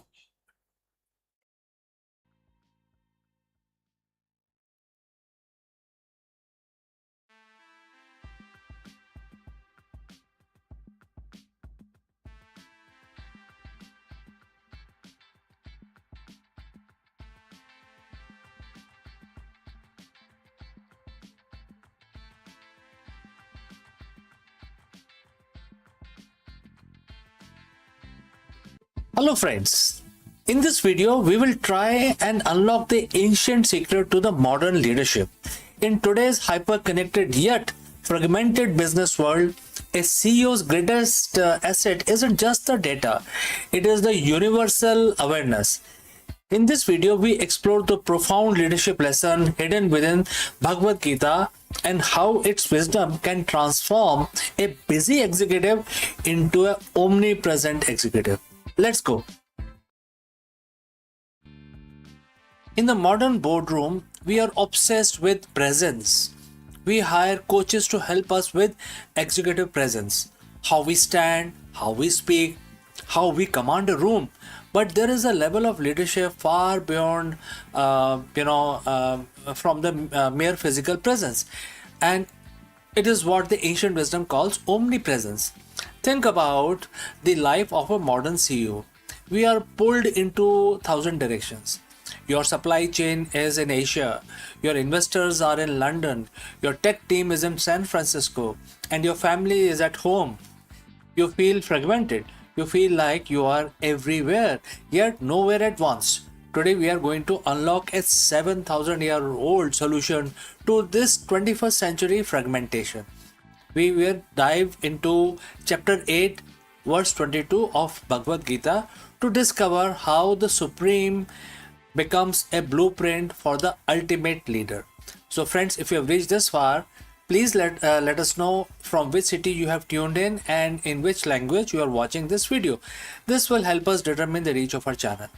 First, let's look at the verse itself, and the verse starts: the great personality, the Supreme Lord, is only attained through pure devotion. He is prevailing and everything is situated in him. Quote close. At first glance, this looks like, this sounds like purely religious, but for a leader, this is the master class in system thinking. Not the three pillars here. What are the three pillars here? The Supreme Personality, the ultimate standard of excellence, which is one of the pillar. Next pillar is the pure devotion, which is a single pointed, unadulterated focus. And the third is all prevailing nature, the ability to be thread that holds the entire fabric together. The verse says the Supreme is attained through pure devotion. In the corporate world, we call this singularity of purpose. In Sanskrit term, Ananya Bhakti. Ananya means no other. It describes a state where there is no plan. There is no plan B for your values. For a CEO, this means your devotion to the company's mission isn't just the slide in a deck. It is your entire operating system. When leaders has pure devotion to a vision, they stop micromanaging. Why? Because their intent is so clear and so powerful that it permeates every level of the organization. If you are struggling with a team that doesn't get it, ask yourself, is your own devotion to the vision, which is the Ananya, undivided? Or is it diluted by ego, short term stock gains, or the personal distractions? The second half of the verse tells us that the Supreme is all prevailing. As a CEO, you cannot be in every meeting, you cannot see every line of the code, yet an omnipresent executive is felt in every room they aren't in at that point in time. This is the all prevailing leadership style. It's about building a culture that is so strong, so situated in your core principles that the company moves as one body. In the verse it says everything is situated in him. Think of your company as a solar system. You aren't the person pushing the planets. You are the gravity. Gravity is invisible, but it's all prevailing. It keeps the smallest moon and the largest planet in their proper orbit. And that's what the universal awareness looks like in management. The verse conclude by saying everything is situated in him. For a leader, this is the lesson in psychological safety and belonging. When your employees feel situated in your vision, they aren't just workers, they are part of whole ecosystem. The universal awareness means you are recognized that the janitor, the junior developer, and the CFO all are situated within the same corporate destiny. When you lead with this awareness, you stop seeing people as resources and start seeing them as vital components of a living system. When the supreme leader realizes that they contain the whole, they stop leading through fear and start leading through integration. So, friends, how do you become the omnipresent executive? There are a few things that you need to do. It starts with first part of the verse, which is devotion. Today, identify the one core truth of your leadership. Strip away the distractions, because so devoted that truth that it becomes all prevailing in your office. You don't need to be everywhere at once to be a great leader. You just need to be so grounded in your purpose that your presence is felt in every corner of your empire. Everything is situated in this vision that you have created. Make it a supreme one. So friends, what do you think about this? Thanks for joining live. Thanks for listening. If you have any questions, please do not hesitate to send it across, or even your opinions. Before I part ways with you today, I would like to speak few words about our affiliate partner. Stop settling for a good enough video. If your built-in laptop camera looks like a grainy mess, it is time for an upgrade. Want to instantly level up your video presence? I like to present the Lenovo Performance FHD webcam. This is a game changer for your desktop setup. Technically, this is packed. It has a very sensitive RGB sensor, very crisp photographs it takes. Also comes with two microphones on board, which helps you to record very clear voice in stereophonic format. And these microphones are very sensitive. You can actually move away from the camera up to 2 meters, and these microphones will pick up your voice without any problem. This is a very strong piece. This is very sturdy.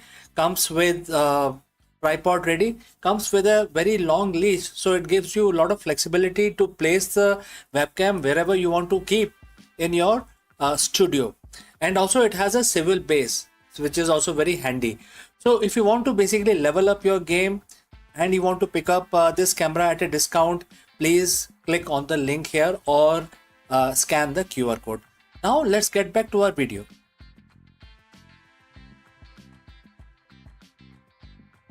In an era where the artificial intelligence debates blur the line between mind and machine, the voice of an ancient sage still echoes with a startling clarity. I'm talking about Rishi Kapil, the father of Sankhya philosophy, who once declared that existence is woven from two eternal threads. One is Purush, that means pure consciousness, and another is Prakriti, that means nature. 25 centuries later, his vision feels uncannily modern. So let's find out more about this philosophy. In the long arc of Indian philosophy, few figures shines with the clarity and a rational brilliance, and we are talking about Rishi Kapil, the sage credited with founding of the Sankhya Darshan, and his vision was not of a ritual or myth, but an analysis, definitely also an attempt to map the very structure of existence. In an age where the spiritual truth were often veiled in the symbolism, Kapil offered a framework that was systematic, logical, and enduring. His contribution was not merely to Indian thought, but to the universal quest for understanding consciousness and matter. Kapil's philosophy began with a profound dualism, the distinction between Purush and Prakriti. So, Purush is pure consciousness, which is eternal, unchanging, and the silent witness of reality, while the Prakriti is nature, which is dynamic and mutable, the source of all material phenomena. From their interplay arises the cosmos, with its multi-simplicity of form and experience. The vision was revolutionary, for it explained the universe not as a whim of God, but unfolding principles ordered, knowable, and accessible to human reasons. So if you have reached this far, please inform us from which city you have tuned in and which language you are watching this video. This will determine the reach of our channel. So let's continue further on this subject. He enumerated 25 tattva or principles that chart the evolution of universe from subtle intellect and egos and to the mind, and also senses and element. And this systematic approach gave Sankhya its name, enumeration, and its enduring appeal. Kapil's framework becomes the foundation upon which later traditions, including yoga and Ayurveda, built their practices. The Trigun theory, that is three-dimension theory, and in this Trigun theory, there are three subjects which definitely are debatable, and they are very, very unique. One is sattva. Sattva means purity. The other one is rajas, that means passion, and the last one is tamas, that is darkness. And this all remains the central of understanding human psychology and health even today. So while Kapil was not merely a philosopher of categories, his ultimate concern was liberation, that is moksha. And he taught that bondages arise when the consciousness identifies with the matter, mistaking the transient of eternal. So that is one thing which is very, very deep. And when we talk about liberation comes through a discrimination and recognizing the difference between Purush and Prakriti.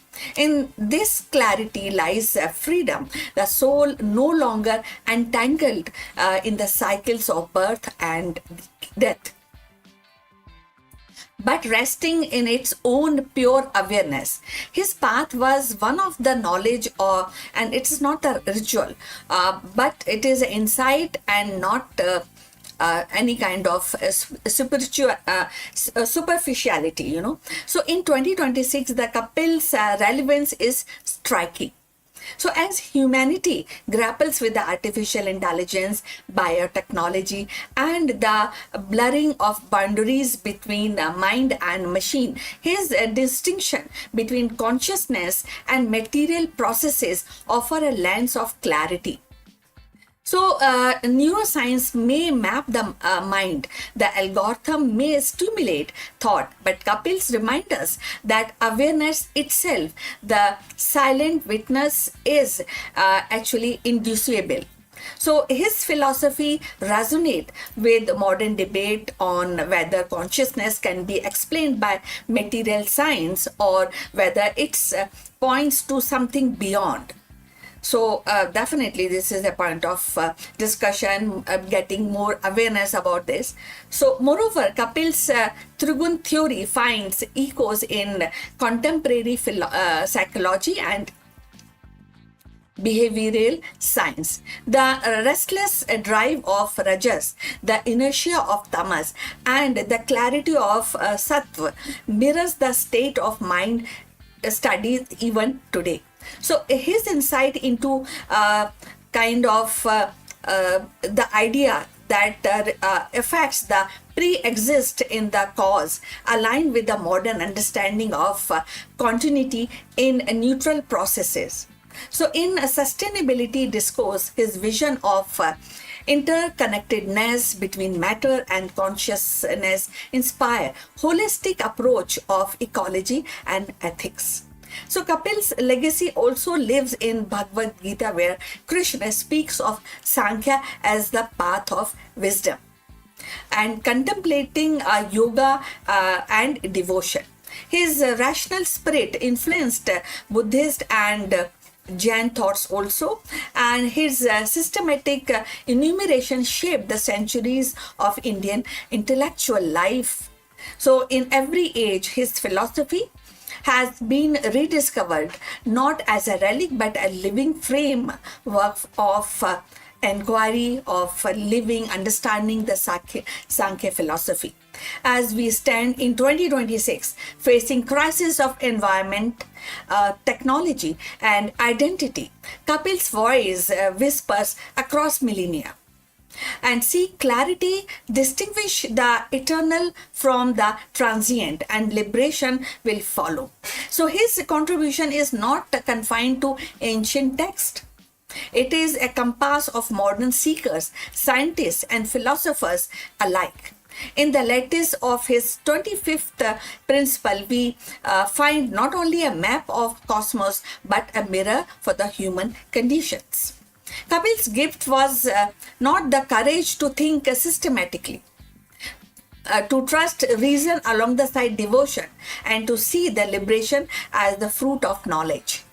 His Sankhya reminds us one of the humanity's earliest and most profound attempt to understand existence. In 2026, as we decode genomes and program a machine, his wisdoms reminds us the dance of matter is endless. But the witness, the Purush, remains untouched, eternal and free. So we have come to the end of this live stream. Please like and subscribe our channel, and we look forward for your comments on this topic. But before we end, few words from our affiliate partner. Stop settling for a good enough video. If your built-in laptop camera looks like a grainy mess, it is time for an upgrade. Want to instantly level up your video presence? I like to present the Lenovo Performance FHD webcam. This is a game changer for your desktop setup. Technically, this is packed. It has a very sensitive RGB sensor, very crisp photographs it takes. Also comes with 2 microphones on board, which helps you to record very clear voice in stereophonic format. And these microphones are very sensitive. You can actually move away from the camera up to 2 meters, and these microphones will pick up your voice without any problem. This is a very strong piece. This is very sturdy. Comes with tripod ready. Comes with a very long leash, so it gives you a lot of flexibility to place the webcam wherever you want to keep in your studio. And also it has a swivel base, which is also very handy. So if you want to basically level up your game and you want to pick up this camera at a discount, please click on the link here or scan the QR code. Now let's get back to our video.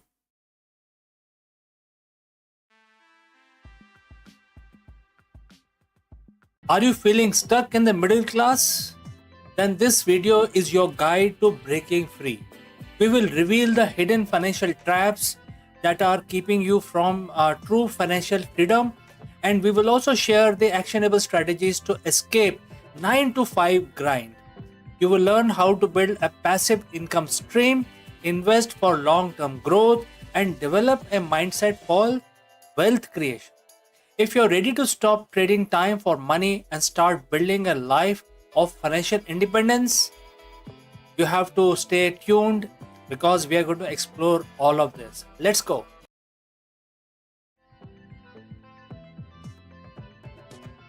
Hello everyone and welcome back to the channel.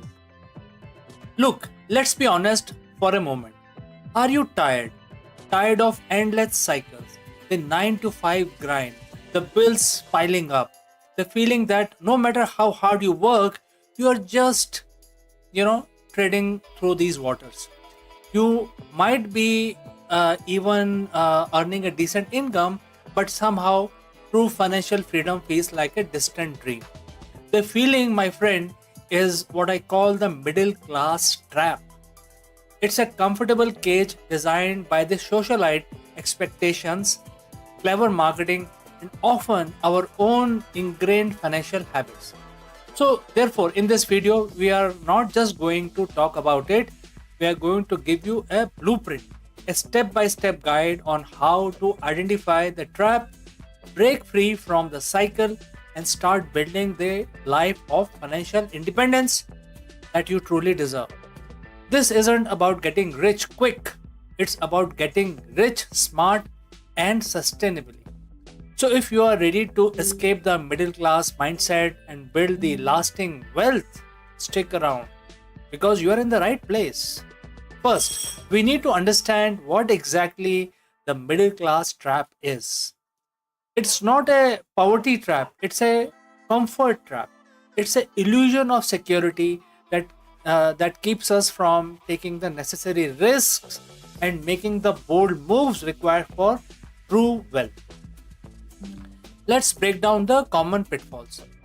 We have been told to get a good job, work hard, climb the ladder, and that's fine for the security, but it often means trading all your time for money. Your income is capped, and your wealth building potential is limited to your working hours. So, as your income increases, so do your expenses. New car, big house, more expensive vacations, designer clothes. You feel richer, but you're just spending more, often, going deeper into debt. You are running faster just to stay in the same place. Credit card debts, car loans, personal loans, student loans. Debt is an anchor that weighs down your financial progress. It steals future earnings and prevents you from investing in your future. We will talk about good debt versus bad debt later, but most middle class debt is a bad debt. Schools don't teach us about investing, compounding interest, or building assets. We learn by trial and error, often making costly mistakes. This isn't your fault, but it is your responsibility to fix it. So I will start, by saying that you have to invest someday, and you have to also say that I will save more later. Maybe I will take that risk when I have more security. Someday rarely comes. Procrastination is the silent killer of the wealth. Escaping the middle class isn't just about changing your actions, it's about changing your mindset. The wealth think differently about money, the risk, and also the time. Here are the critical mindset shifts. Uh, the middle class basically consumes. They are the de facto consumers. The wealthy produce instead of just buying things, think about creating value, solving problems, and building assets. How can you create a product, a service, or investment that generates income? And the goal isn't just to earn more, it's to earn more efficiently so you can buy back your time. Your time is your most valuable asset. The wealthy focus on building systems and investment that makes more money without their active daily involvement. The wealthy understand and manage it well as well. This doesn't mean being reckless, but understanding that stagnation is often greater risk than well thought out ventures. And things like education, skills, networking, these are your most potent assets. The wealthy are lifelong learners, constantly upgrading their knowledge and expanding their network. Read books, take courses, find mentors. The middle class often think in terms of immediate gratification. The wealthy think, on the other hand, in decades. They have a long-term plan. They understand the power of compound interest and delayed gratification. All right, with the right mindset in place, let's talk about the practical steps before you jump into the big investment. You need solid foundation. These are non-negotiable. You can't control what you don't measure.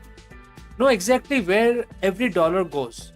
Use apps, spreadsheet, whatever works for you. This isn't about restrictions, it's about awareness and control. So, where are the actionable tips? Well, download a budgeting app or create a simple spreadsheet today.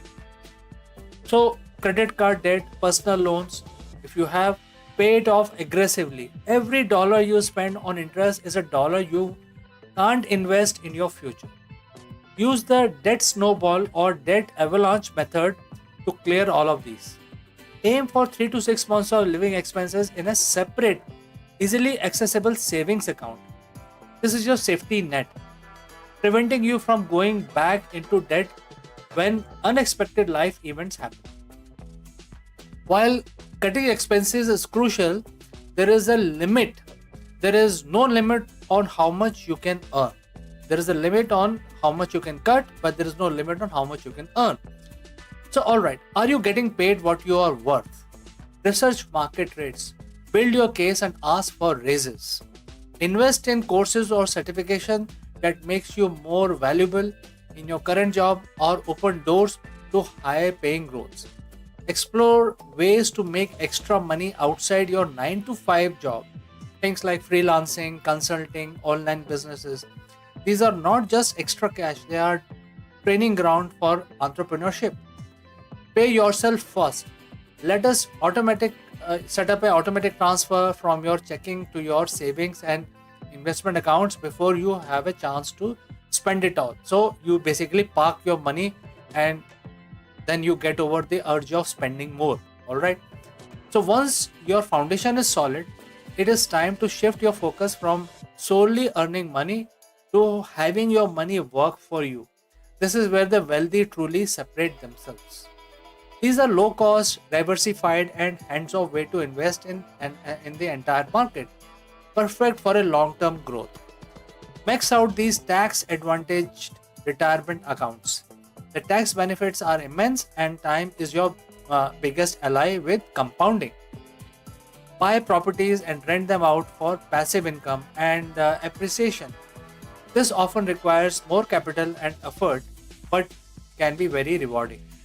The way to invest in real estate without directly owning property is also you must explore. More liquid, less management intensive, and that is the property of the investment that you're seeking. This is arguably the fastest way to build significant wealth.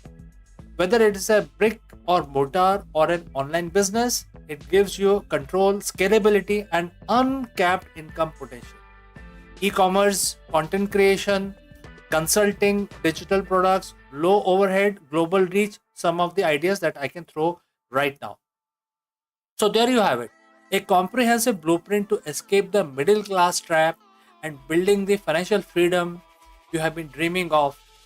This journey isn't easy and it won't happen overnight. There will be a challenge, there may be setbacks and moments of doubt. But remember this, you are capable. You have the power to change your financial destiny. It starts with decision. A decision to stop accepting the status quo, to take control, and to build a life on your own terms.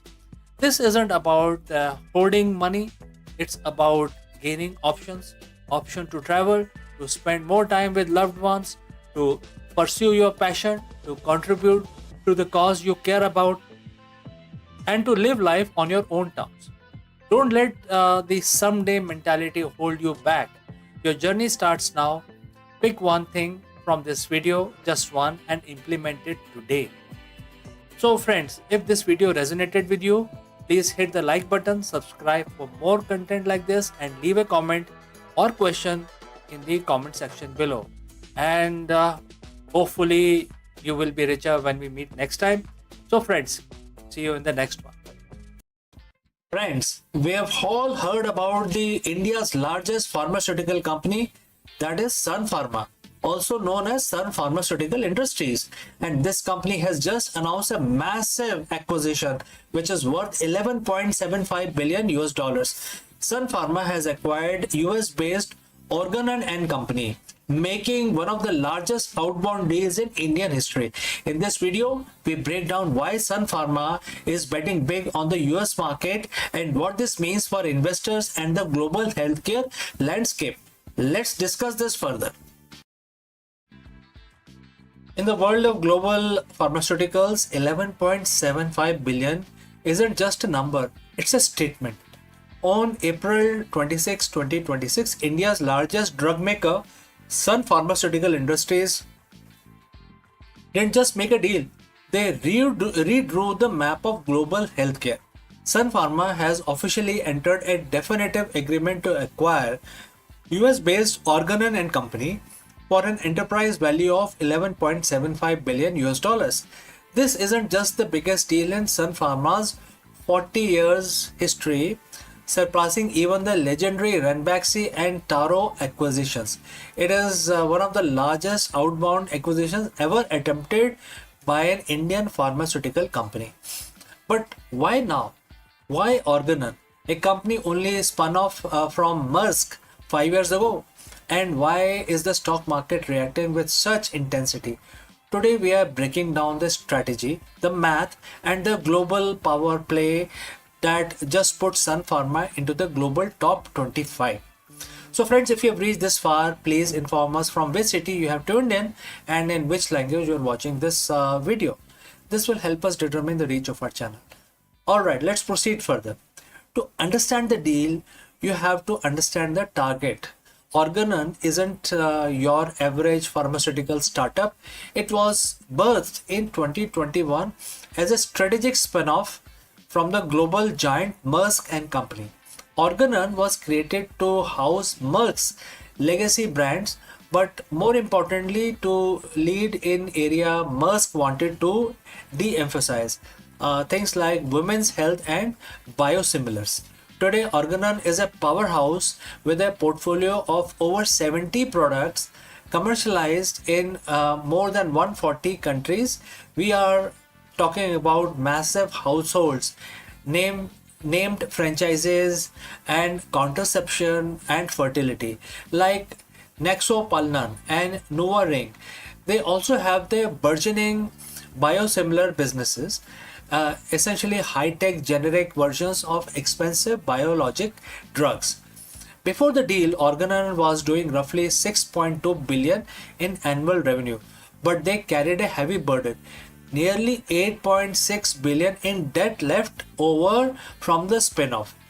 That debt made them a target, and Sun Pharma, Dilip Sanghvi saw an opportunity where others saw a risk. For decades, Sun Pharma was known as the generic giant. They were the kings of making affordable versions of off-patent drugs. But the generic market in the US has become a race to the bottom, with shrinking margins and intense competition.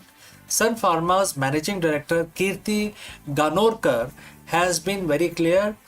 The future is in innovation and specialty medicine. This acquisition accelerates that shift by decade. And here are the three pillars of this deal. Number one is the women health leadership. This deal instantly makes Sun Pharma a top 3 global player in women's health.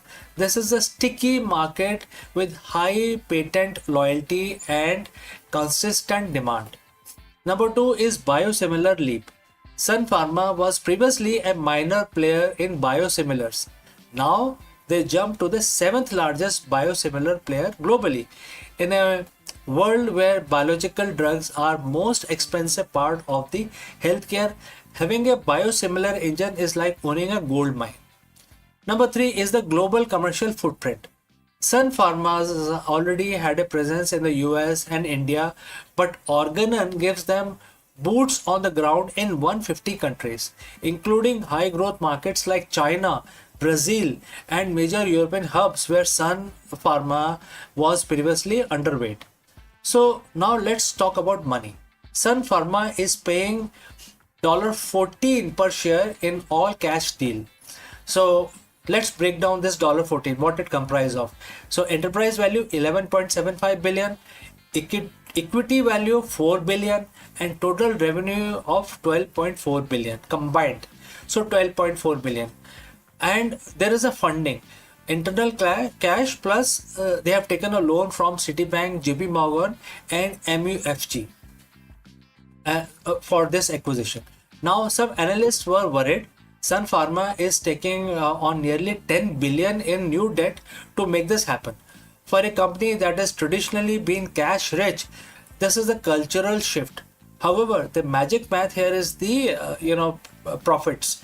Organon generates incredible cash flow, nearly 1.9 billion in adjusted profit before tax. By combining the two, Sun Pharma expects to nearly double its cash flow. This allows them to pay down the massive debt quickly. The projected net debt to profit ratio is 2.3x, which in pharma's world is considered very, very manageable.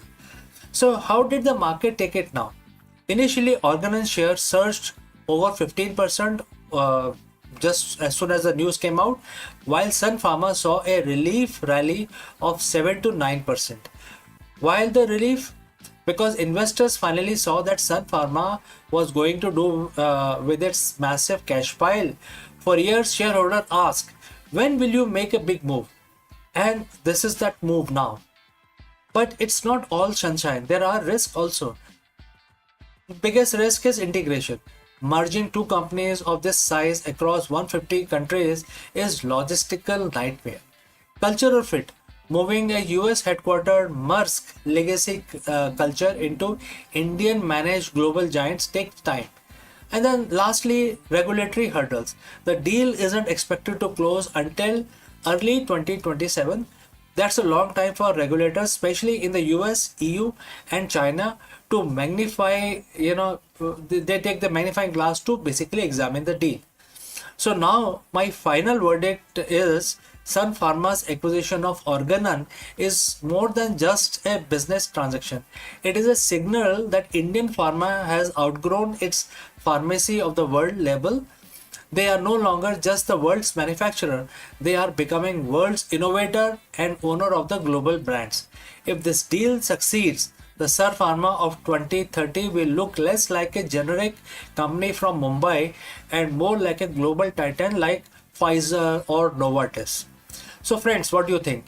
Is 11.75 billion deal a fair price for the global dominance, or has Sun Pharma bitten off more than it can chew? Let me know in the comments below.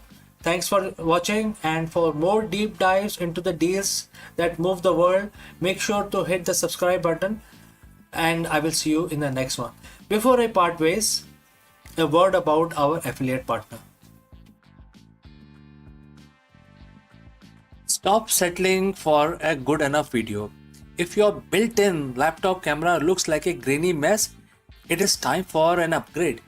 Want to instantly level up your video presence? I like to present the Lenovo Performance FHD webcam. This is a game changer for your desktop setup. Technically, this is packed. It has a very sensitive RGB sensor, very crisp photographs it takes. Also comes with two microphones on board, which helps you to record very clear voice in stereophonic format. And these microphones are very sensitive.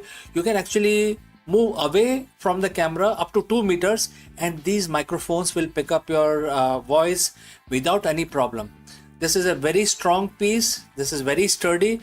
Comes with tripod ready. Comes with a very long leash, so it gives you a lot of flexibility to place the webcam wherever you want to keep in your studio. And also it has a swivel base, which is also very handy. So if you want to basically level up your game and you want to pick up this camera at a discount, please click on the link here or scan the QR code. Now let's get back to our video. Hello friends and namaskar. What really happened in 1857? Was it a Sepoy mutiny or the first spark of revolution that would change history forever? In this deep dive, we explore the explosive events of 1857 uprising and how India shook the British crown to its core. Let's go. History is rarely a straight line. Often it is defined by a single explosive moment, a spark that catches fire and consumes the status quo. For the British Empire, that moment arrived in 1857. To some, it was a Sepoy mutiny. To others, it was the first war of independence. But regardless of the label, one thing is certain. In 1857, the heartbeat of the British Empire was stuttered. Today, we are diving into the dramatic, bloody, and world changing event of 1857 uprising. How did a collection of disgruntled soldiers and local rulers manage to shake the most powerful empire on earth? Let's find out. To understand the explosion, we have to look at the pressure cooker that was India under the East India Company. By the mid 19th century, the British were no longer just traders, they were masters. They controlled the vast land through a mixture of treaties and outright annexation, and the doctrine of lapse, a policy that allowed the British to seize any princely state where the ruler died without a direct male heir. But it wasn't just the king and the queens who were angry. The common people were suffering under heavy taxation, and the soldiers, the sepoys, felt their dignity being systematically eroded. The British were dismissive of the local customs, and rumors began to circulate that the company was planning to forcefully convert the population to Christianity. The stage was set. All that was needed was a matchstick. So friends, if you have reached this far, please inform us from which city you have tuned in and in which language you are watching this video. This will help us determine the reach of our channel. That match arrived in the form of a rifle, the pattern 1853 Enfield. The new cartridge for this rifle was rumored to be greased with a mixture of cow and pig fat. Think about the implications. For Hindus soldiers, the cow is sacred. For Muslim soldiers, the pig is forbidden. To use these cartridges, a soldier had to bite off the end of the paper casing, effectively forcing them to consume materials that violate their most sacred religious beliefs. In January 1857, the outrage began to boil over. It wasn't just about religion, it was manifestation of the deep-seated humiliation. In March, a young soldier named Mangal Pandey refused to use the cartridge and attacked his British officer. His execution turned him into a martyr, and within a week, the spark in one garrison became a wildfire across North India. The rebellion officially ignited in Meerut on May 10, 1857. Soldiers marched on Delhi, the former seat of Mughal Empire, and declared the aging Emperor Bahadur Shah Zafar as their leader. The uprising was not a single coordinated military campaign, it was a massive decentralized eruption. In cities like Lucknow, Kanpur and Jhansi, the rebellion took different forms. In Jhansi, the Rani Lakshmi Bai became an icon of defiance, leading her troops against the British with unmatched courage. For the British, the situation was dire. They were quite spread thinly, caught off guard, and for a few months they were genuinely terrified that they would be driven out of the subcontinent entirely. The invincible British administration was scrambling for its dear life. The British reaction was swift and brutal.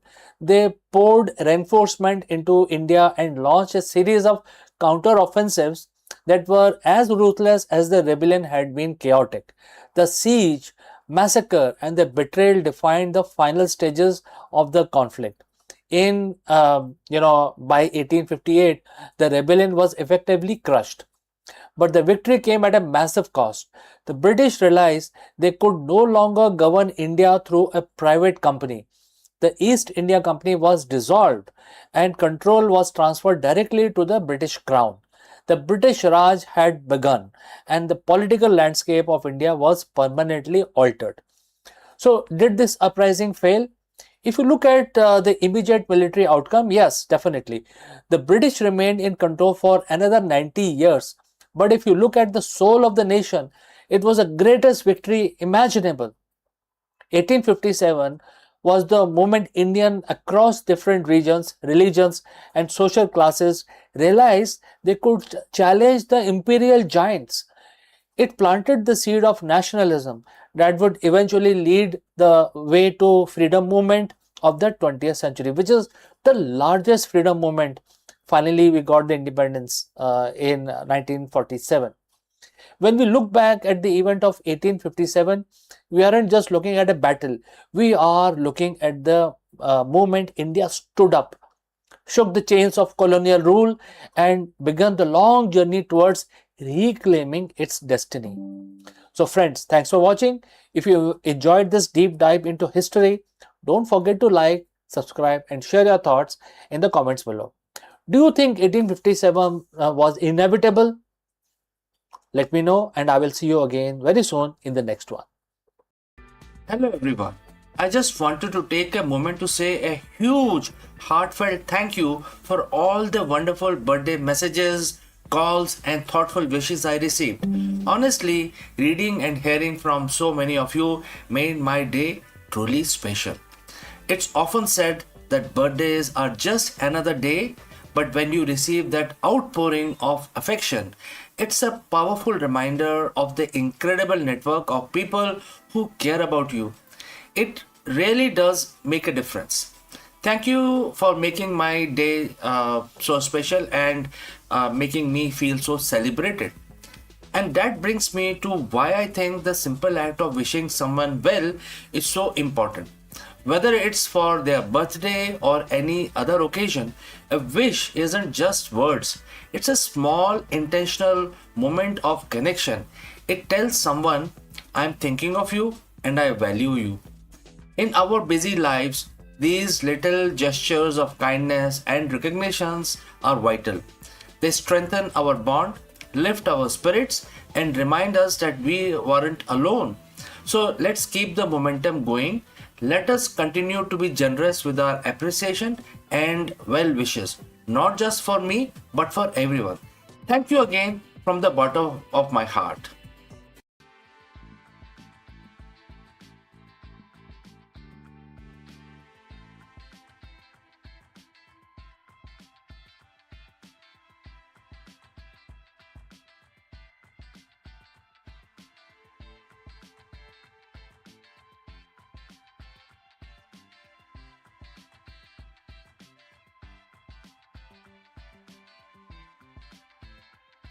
In every cafe, the ritual of espresso feels like alchemy. Steam hisses, aroma bloom, and the tiny cup promises intensity beyond its size. Yet, behind this daily magic lies a hidden order, a choreography dictated not by chance but by physics. Water under pressure doesn't simply sip through the coffee. It navigates labyrinth of particles, carving channels and balancing resistance, and of course unlocking flavors in a precise sequence. The perfect shot, that exclusive harmony of sweetness, acidity and bitterness, is less an accident of artistry than a triumph of fluid dynamics. To understand the espresso is to glimpse the invisible law that governs the flow, pressure, extraction, and where the science and the taste coverage in a single sip. So let's find out more. In the quiet hum of cafe, where the hiss of steam and the clink of porcelain cups form a familiar symphony, lies a mystery that has puzzled baristas and scientists alike. Why is espresso is so difficult to make in consistently? So one day the shot is rich, velvety, and crowned with a golden crema. The next it is thin, bitter, or sour. So behind this fickleness is not just art but physics. An intricate dance of water, pressure, and porous coffee grounds. At its heart, espresso is a story of flow. Hot water, driven by 9 bars of pressures, must weave its way through a tightly packed bed of ground coffee, and each particle is tiny labyrinth and offering resistance, redirecting streams and shaping flavor. But here lies the paradox. Coffee grounds are not uniform. They are a chaotic mix of fine dust and larger granules, creating uneven pathways. So water, ever obedient to physics, seeks the path of least resistance.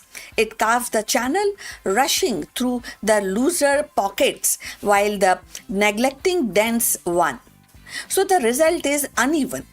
Extraction, some grounds surrender their rich oils and sugar, while the other remains stubbornly untouched. So, before we go further, if you have reached this far, please inform us from which city you have tuned in and in which language you are watching this video. This will help us to determine the reach of our channel. So, let's understand the coffee more. So, physicists studying espresso have turned to fluid dynamics and porous media theory to decode this puzzle. They discovered that the grind size and the distributions are critical. Too fine and the bed becomes near solid wall, choking the flow, producing bitterness. Too coarse and the water gushes through and leaving the flavor behind. The sweet spot lies in balance, a grind that allows water to permeate evenly, neither flooding nor suffocating. But the grind alone is not enough. Packing the ground, known as tamping, introduces another layer of physics. A uniform tamp creates a level surface, ensuring pressure is distributed evenly. An unseen tamp tilts the battlefield, encouraging water to rush through one side, creating a dreaded channeling and experiment with this high-speed cameras and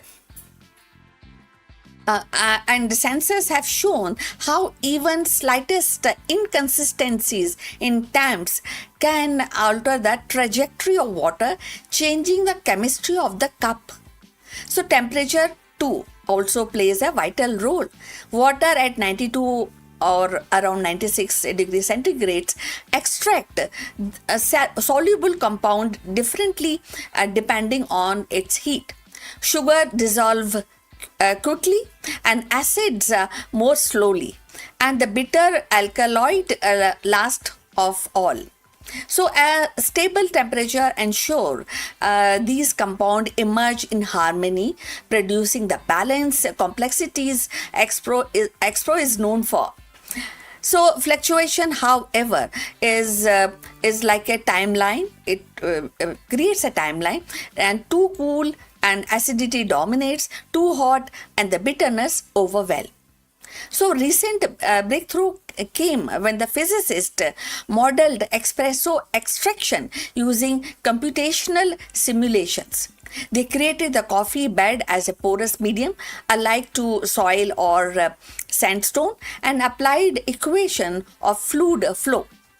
The model revealed that the consistency improves not by maximizing the extraction but by accepting the slight reduction. In other words, aiming for 20% of extraction rather than pushing towards 25% yield more reliable results. So this counterintuitive insight reframe the espresso not as a quest for perfection in every particle, but a balance across the whole bed. For baristas, these findings are liberating. So they suggest that the precision tool grinding with uniform burrs and tempers with calibrated pressure machines with stable thermal systems are not luxuries but necessities for consistency. So they also highlight the artistry of restraint, knowing when to stop purchasing the last drop of flavor and instead embracing the physics of flow. So, beyond the cafe, the implication ripples outward. Espresso became a metaphor for complexities in porous system, from oil recovery to geology to drug recovery, delivery to in medicines. The same equation that describe water through coffee grounds can model fluid through tissues or rocks. So, in this way, the humble espresso shot connects the morning ritual to scientific frontiers. And so, the next time when you sip perfectly balanced espresso, remember it is not just the skill of barista nor the quality of beans, but the invisible hand of physics guiding every drop. So within that small cup lies a universe of equation, a symphony of flow, and the quiet triumph of science over chaos. So in the end, the pursuit of perfect espresso is not simply about taste. It is about harmony between science and ritual. So every shot embodied the law of flow and the resistance, the balance of heat and pressure, the subtle choreography of countless particles yielding their essence to water. So what once seemed like a chance is revealed by physics in motion and a quiet order beneath the chaos. So each cup becomes more than a beverage. It is a distillated lesson in precision, patience, and the beauty of natural laws. So to savor the espresso is the savior of triumph of science made tangible, where the flavor flows as predictably as equation, yet still feels like a magic in the hand. So we have come to the end. Thanks for watching. We look forward for your comments. Please like and subscribe our channel and see you in the next one. But before we end, a few words from our affiliate partner. Stop settling for a good enough video. If your built-in laptop camera looks like a grainy mess, it is time for an upgrade. Want to instantly level up your video presence? I like to present the Lenovo Performance FHD webcam. This is a game changer for your desktop setup. Technically, this is packed. It has a very sensitive RGB sensor, very crisp photographs it takes. Also comes with two microphones on board, which helps you to record very clear voice in stereophonic format. And these microphones are very sensitive. You can actually move away from the camera up to 2 meters, and these microphones will pick up your voice without any problem. This is a very strong piece. This is very sturdy. Comes with tripod ready. Comes with a very long leash, so it gives you a lot of flexibility to place the webcam wherever you want to keep in your studio. And also it has a swivel base, which is also very handy. So if you want to basically level up your game and you want to pick up this camera at a discount, please click on the link here or scan the QR code. Now let's get back to our video. Friends, the mystery of our third interstellar visitor has finally been solved. In this video, we dive into the groundbreaking discovery of 3I Atlas and the incredible journey astronomers took to trace its path back to its source. For years, we wondered where this high-speed wanderer originated, but the answer is more chilling than we ever imagined. While Oumuamua and Borisov gave us the glimpse into the other star systems, 3I Atlas is different. New data reveals it was born in an environment of absolute extremes and extreme cold galactical origins that challenges everything we know about how comets and the planetary system forms. Let us explore this further. In the vast silence of ocean of the cosmos, things usually stay in their place. Stars keep their clusters, planets follow their tracks, but every once in a while, a ghost appears, a wanderer. In 2017, we saw Oumuamua, a bizarre cigar-shaped shard that defied explanation. In 2019, we saw 2I Borisov, a rogue comet that looked familiar but felt alien. But now in 2026, we have the third visitor, which is 3I Atlas. In fact, 2025, but we are still tracking in 2026. When it first appeared in 2025, July 1st, we knew it was fast. We knew it was big. But as it sped past our sun and began its long journey back into the void, it left us a parting gift, a chemical fingerprint. For months, the world's most powerful telescopes from Alama Array in high desert of Chile or the James Webb Space Telescope have been staring at this frozen traveler. And the data just came back, and we are now finally, we know where the 3I Atlas came from. And this truth is, it is colder than anything we have ever imagined. Alright, so friends, if you have reached this far, please inform us from which city you have tuned in and in which language you are watching this video. This will help us determine the reach of our channel. Alright, let's proceed further. To understand why 3I Atlas is so terrifying, we have to look at what it is. Astronomer calls it an interstellar object. It wasn't born in our solar system. It didn't form near Jupiter or just in the Oort cloud. It's an immigrant from another star system, likely ejected billions of years ago. On April 24th, 2026, a team from the University of Michigan led by astronomers Teresa Caureno and Luis Salazar Manzano published a paper in Nature Astronomy that changed everything. They weren't just looking at the comet's shape, they were looking at its heavy water, specifically deuterated water or HDO. In our solar system, comets have a specific ratio of regular water to heavy water. It's like a biological signature of our sun's birth. But 3I Atlas was different.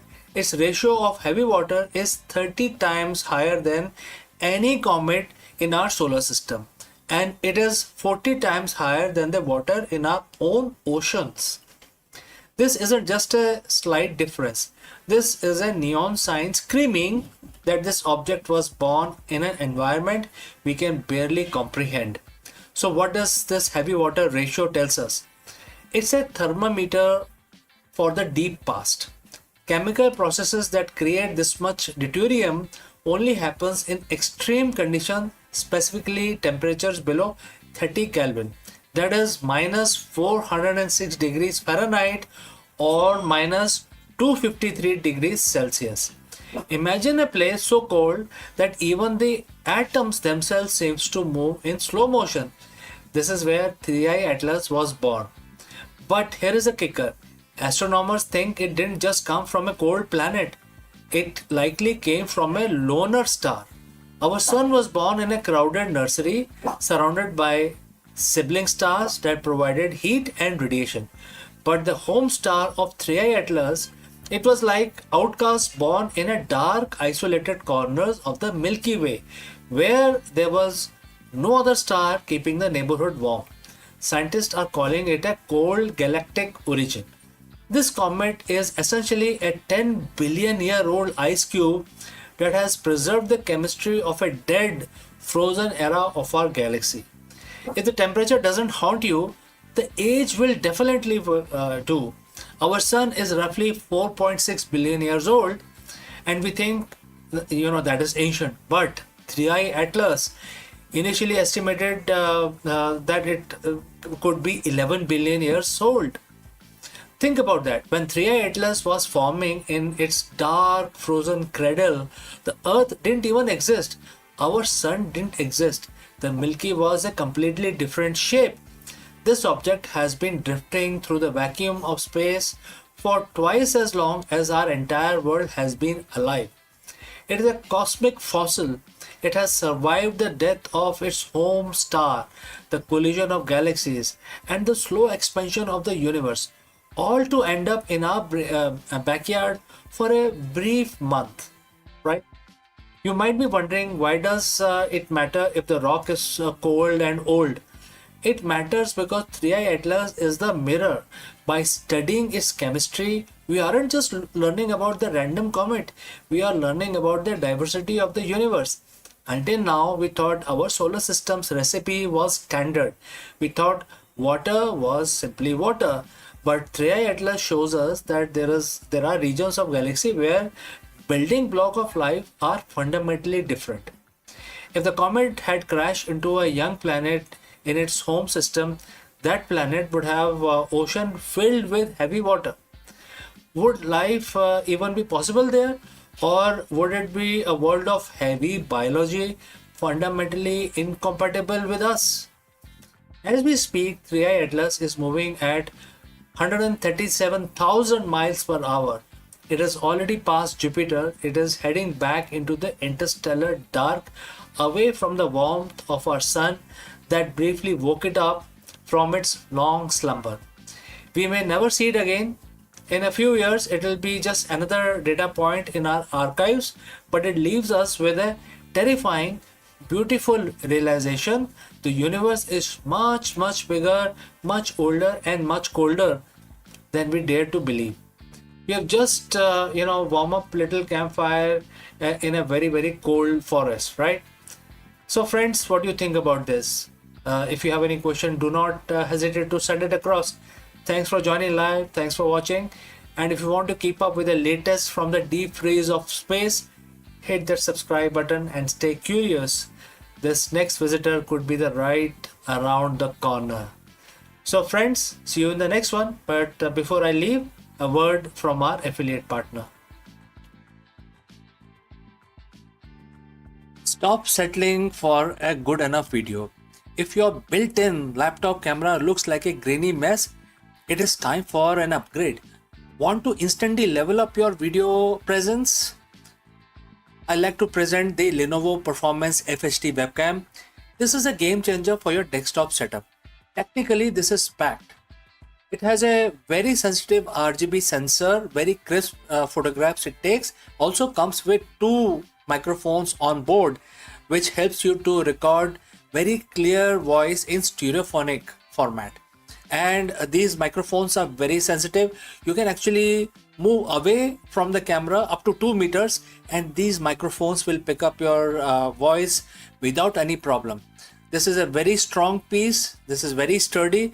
Comes with tripod ready. Comes with a very long leash, so it gives you a lot of flexibility to place the webcam wherever you want to keep in your studio. And also it has a swivel base. which is also very handy. So if you want to basically level up your game and you want to pick up this camera at a discount, please click on the link here or scan the QR code. Now let's get back to our video.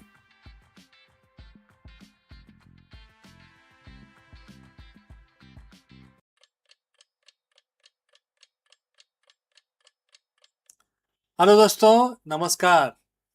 Have you ever wondered why most strategy fail?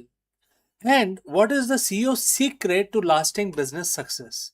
In the world of constant disruption, quarterly shifts, and the fleeting trends, how do you build a business that actually lasts?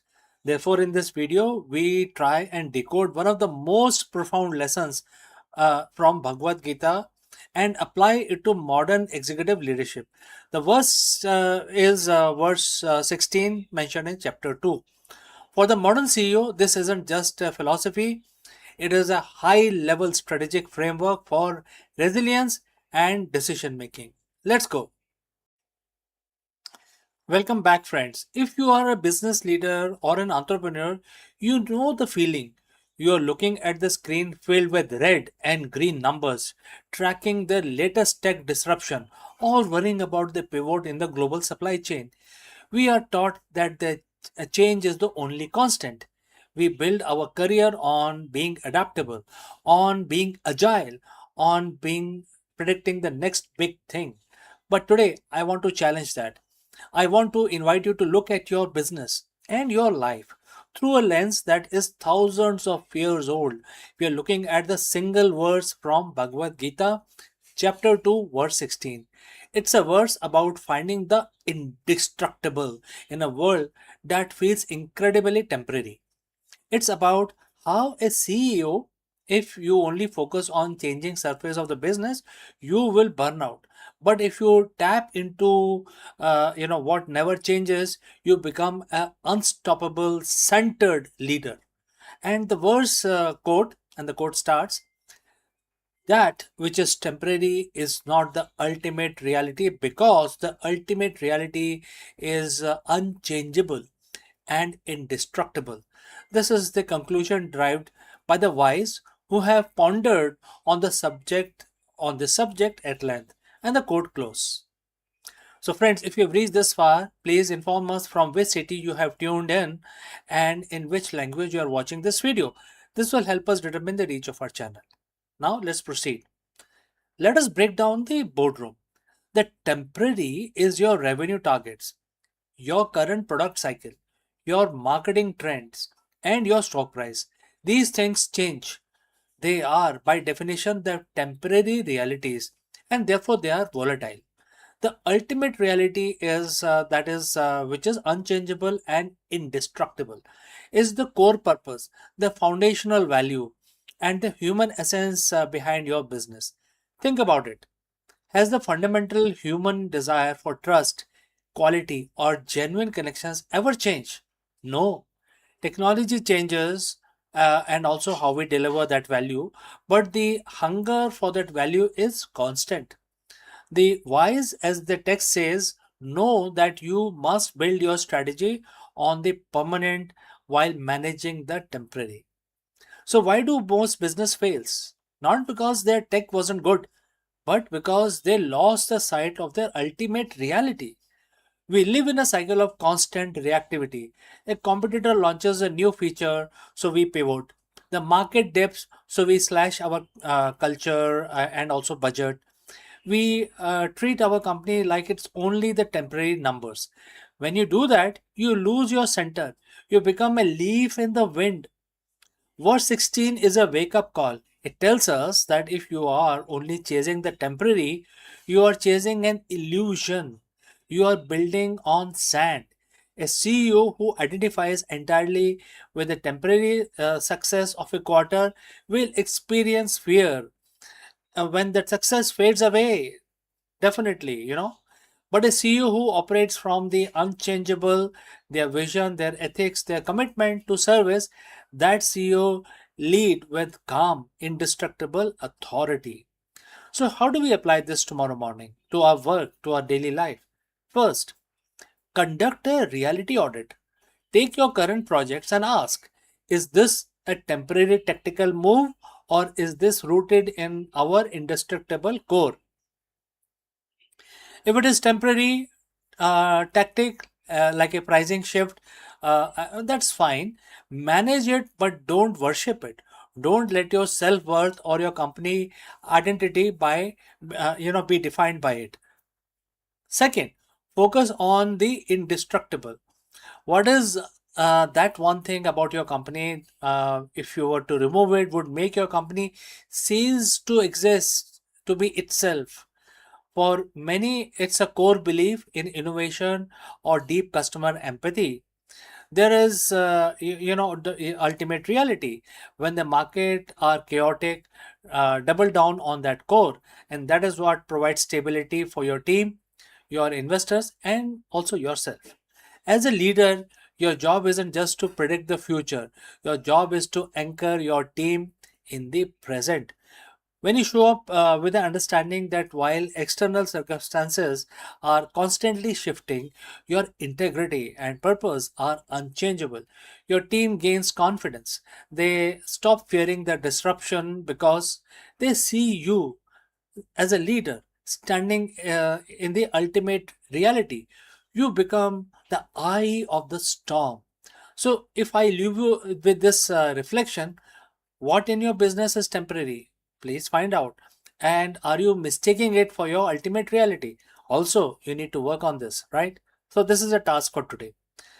Pause, ponder, and realize that most successful, long lasting businesses are those that mastered the art of holding the temporary with a loose grip while anchoring themselves firmly in the indestructible. So, friends, if you have any questions, please do not hesitate to send it across. Thanks for joining in. Take this lesson, lead with clarity, and build something that truly endures. See you in the next one.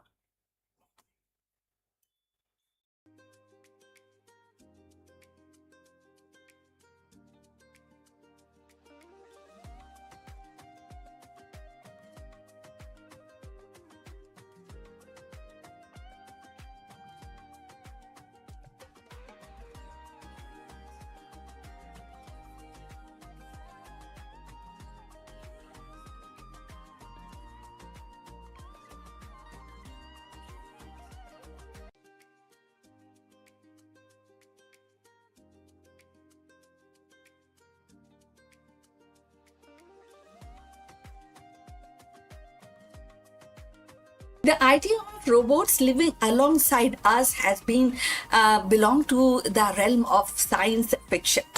Yet today it is edging into the reality. With the debut of AI-powered robot designed specially for home use, the boundary between futuristic imagination and everyday life is dissolving. These machines are no longer confined to factory floors or research labs. They are stepping into kitchen, living room, bedroom, promising to transform the domestic routine. The debut of AI robots for domestic use is not just a technological milestone, it is a cultural one also. It sparks curiosity, inspires hope, ignites debate. So, are we welcoming helpful assistants into our lives or surveillance device disguised as a companion? The answer may shape not only the future of our household but also the broader relationship between human and intelligent machine. Artificial intelligence has begun to step out of the research lab and corporate offices into the most intimate of the space, our home. So debut of AI powered domestic robots marks a turning point in consumer technology, one that blends convenience with controversy.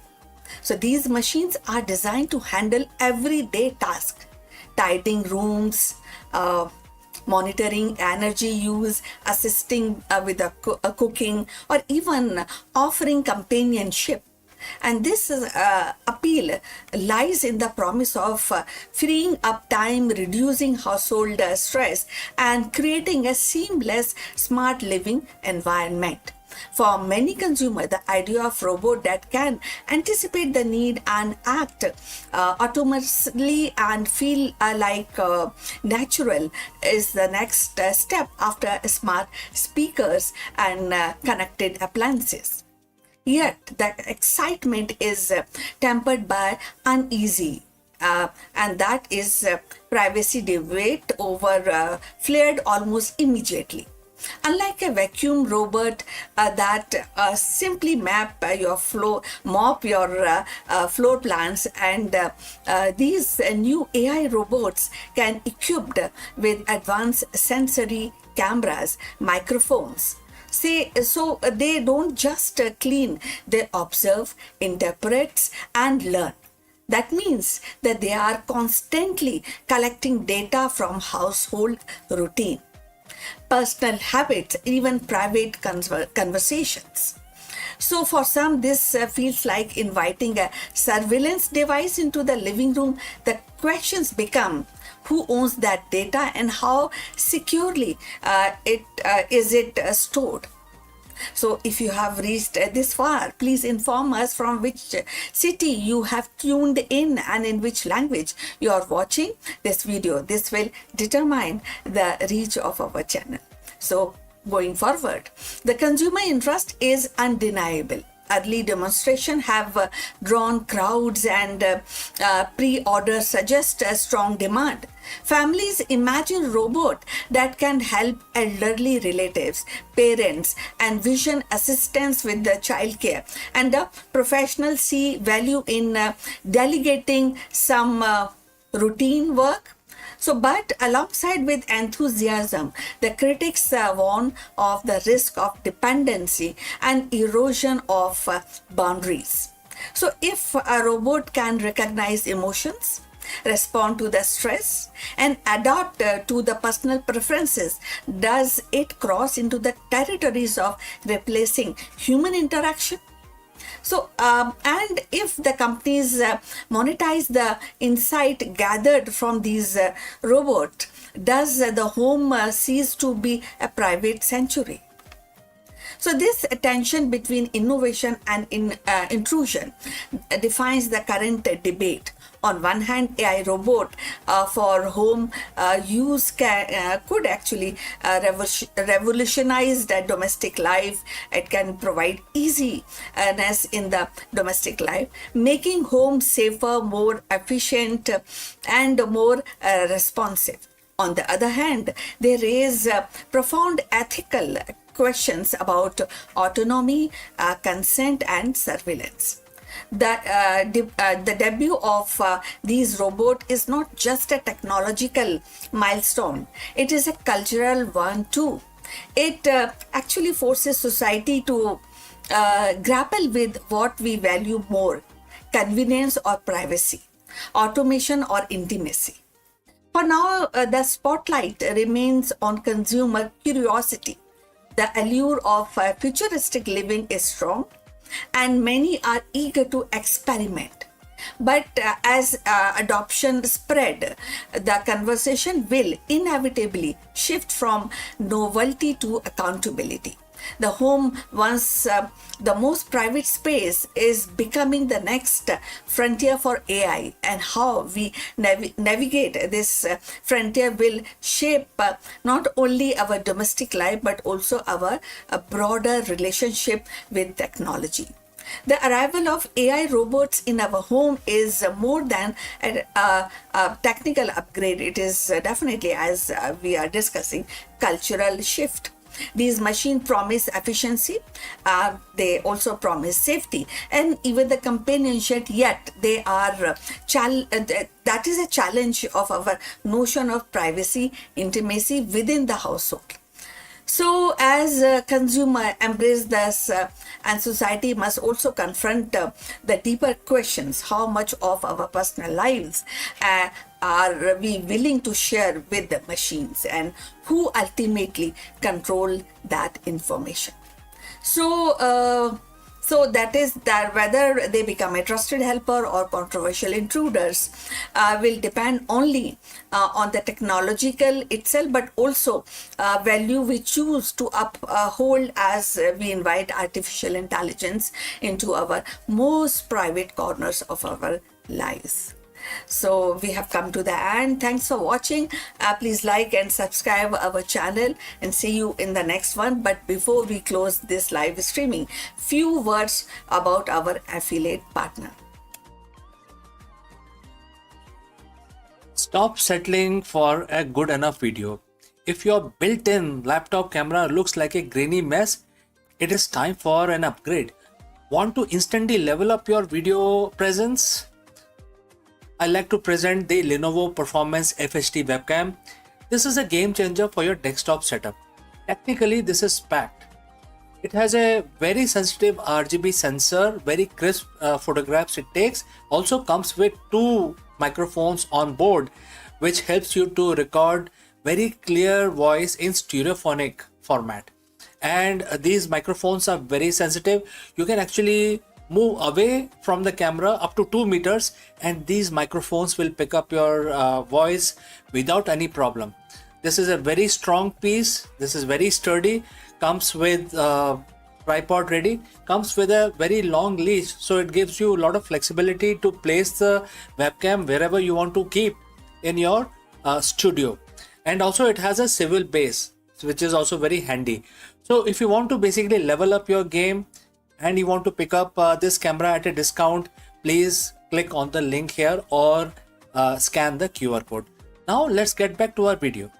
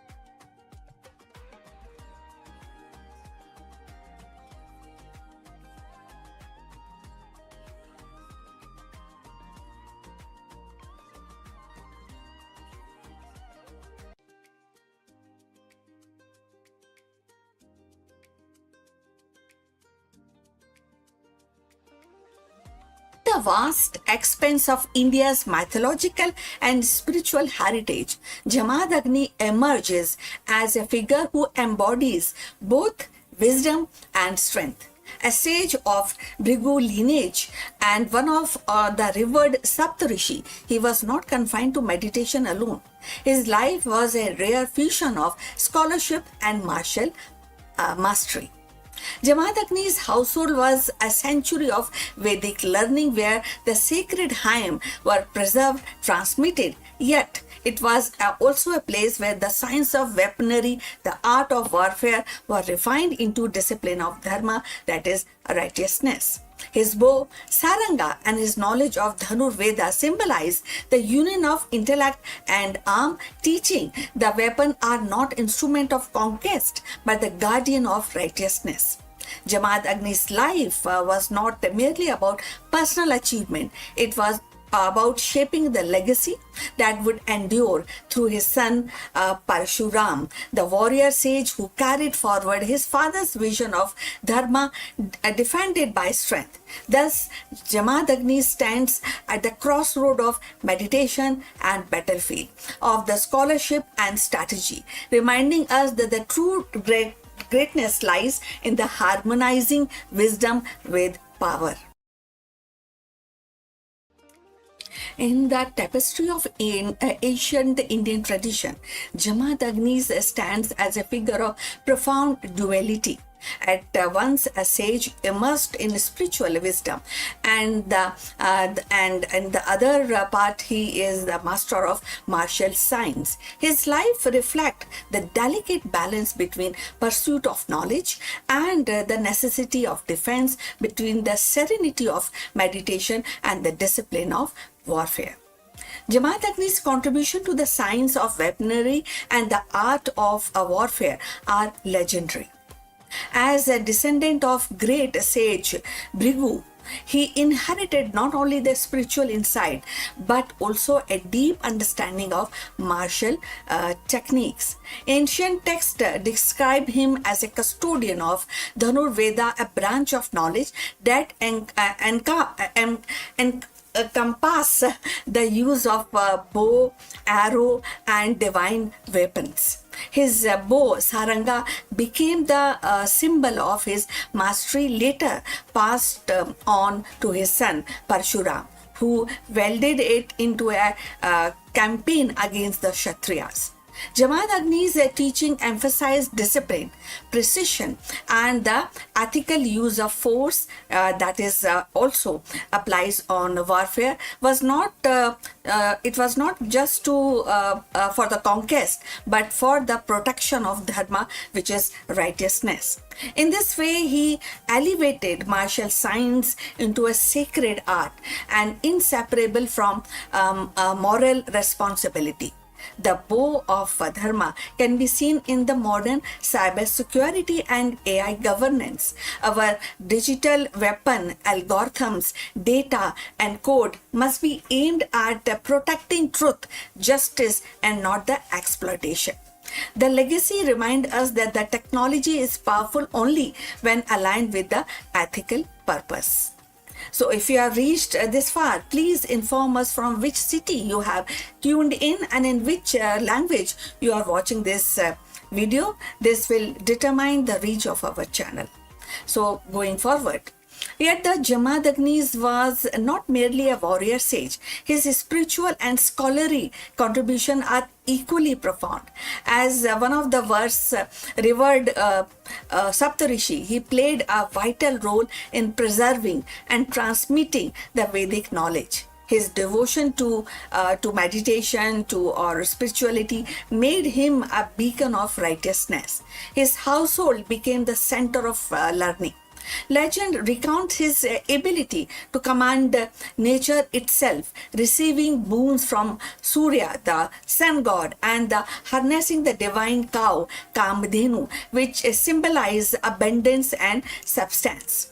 These stories reflect his stature as a sage who could bridge the material and the spiritual, guided by, and definitely that will help in guiding humanity towards balance.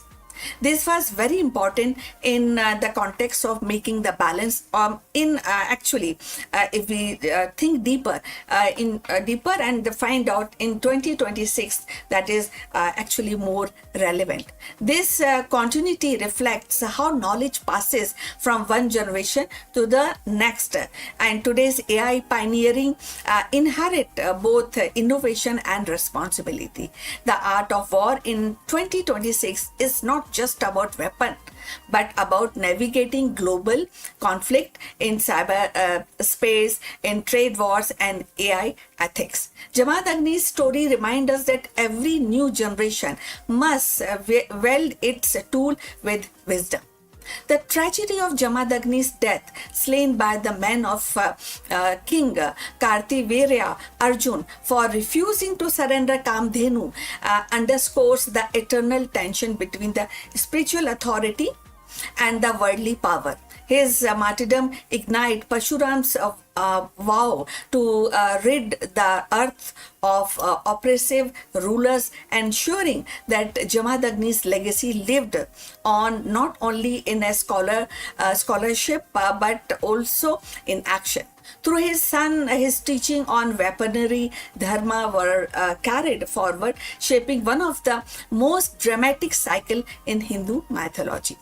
So Jamaat Agni's life thus embodies a rare synthesis, the science of warfare tempered by spiritual wisdom. He demonstrated that true mastery of arms must be guided by restraint, ethics, and devotion to higher principle. His scholarly contribution ensured the continuity of Vedic tradition, while his martial legacy empowered future generation to defend righteousness. And him, the sage and the warrior, were not opposite, but actually it is kind of a two-face of one life dedicated to preservation of dharma, that is righteousness. Now, if we see in the context of 2026, this mirrors actually how nations and corporations debate the ethical use of AI autonomous weapon. Just as Jamadagnis insisted on restraining, today's leaders grappled with ensuring AI-driven defense system remain accountable to human values. So Jamadagni's life is a reminder that the pursuit of wisdom and the mastery of strength are not opposite paths, but a complementary one. As sage, he safeguarded the Vedic tradition, nurtured the scholarship and the spiritual discipline. As a master of weaponry, he elevated warfare into a sacred science, teaching that arms must serve the righteousness rather than ambition. His martyrdom at the hand of worldly power underscores the kind of softness of spiritual authority. Yet, through Parshuram, his legacy endured and ensured that righteousness would always find a defender. So in Jamadagnis, we see the rare union of scholar, warrior, and meditation, and of course the meditation and the battlefield. His contribution continues to inspire, remind us that the true greatness lies not in domination, but in harmonizing knowledge with the responsibility and strength with virtue. So Jamadagni's contribution lies in his rare synthesis, and also it also reminds us, his story continues to inspire us, remind us that wisdom, strength must walk hand in hand. So please send your comments and subscribe our channel for more insight into Indian mythology and spirituality. See you in the next one. But before we close this live stream, a few words about our affiliate partner. Stop settling for a good enough video. If your built-in laptop camera looks like a grainy mess, it is time for an upgrade. Want to instantly level up your video presence? I like to present the Lenovo Performance FHD webcam. This is a game changer for your desktop setup. Technically, this is packed. It has a very sensitive RGB sensor, very crisp photographs it takes. Also comes with two microphones on board, which helps you to record very clear voice in stereophonic format. And these microphones are very sensitive. You can actually move away from the camera up to 2 meters and these microphones will pick up your voice without any problem. This is a very strong piece. This is very sturdy. Comes with tripod ready, comes with a very long leash, so it gives you a lot of flexibility to place the webcam wherever you want to keep in your studio. And also it has a swivel base, which is also very handy. So if you want to basically level up your game and you want to pick up this camera at a discount, please click on the link here or scan the QR code. Now let's get back to our video.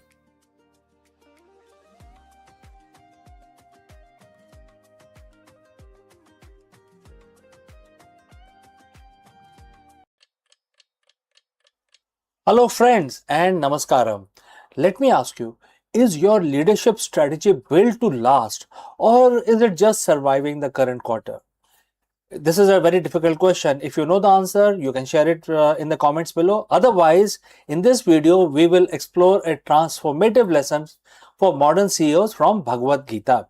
While the business landscape is defined by the volatility, rapid disruption, and endless cycle of creative destruction, this ancient wisdom offers a profound perspective on resilience and vision. Let's go.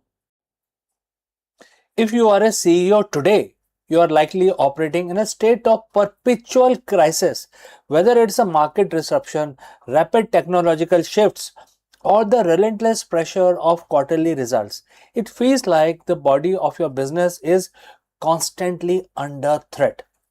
But what if I told you that the most successful long-term leaders in history, the one whose impact span generations, has have a secret, and it's like sharing a secret in this video.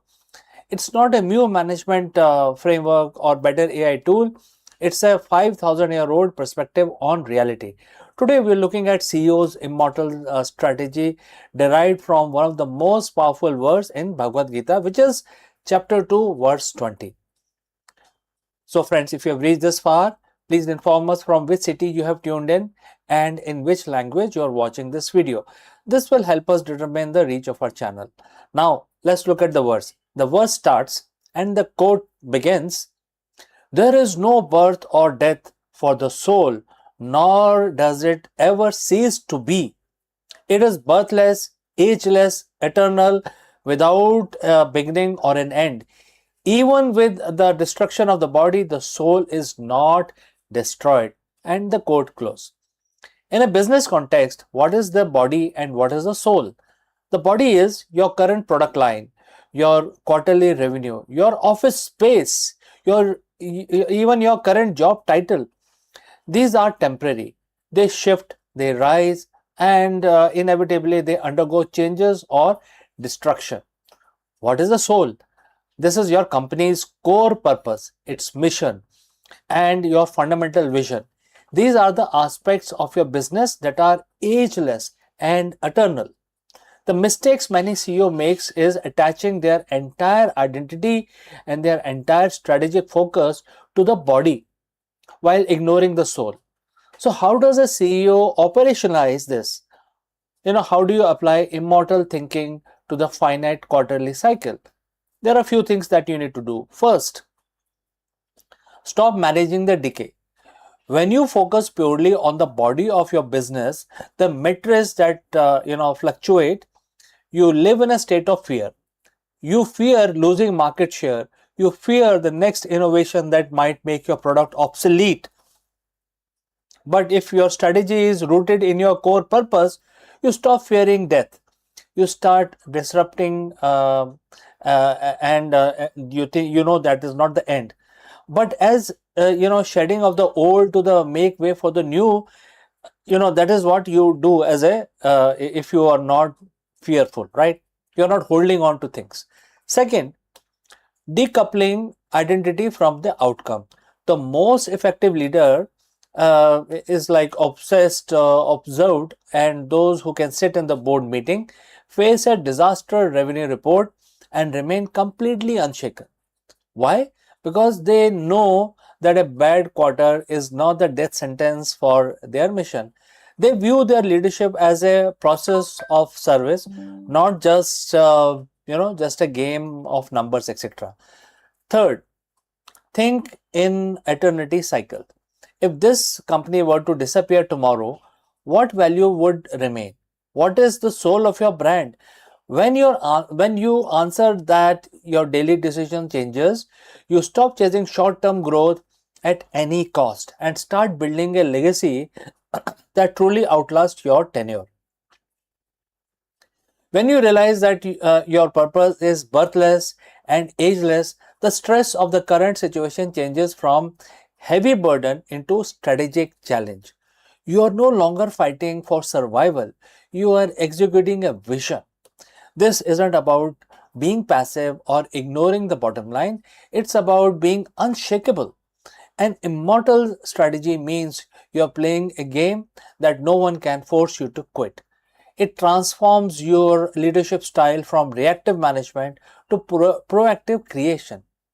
So, as you head back into your week, today is Monday, right? I want you to ask yourself one question. Are you currently over invested in the body of your business, or are you nurturing its soul?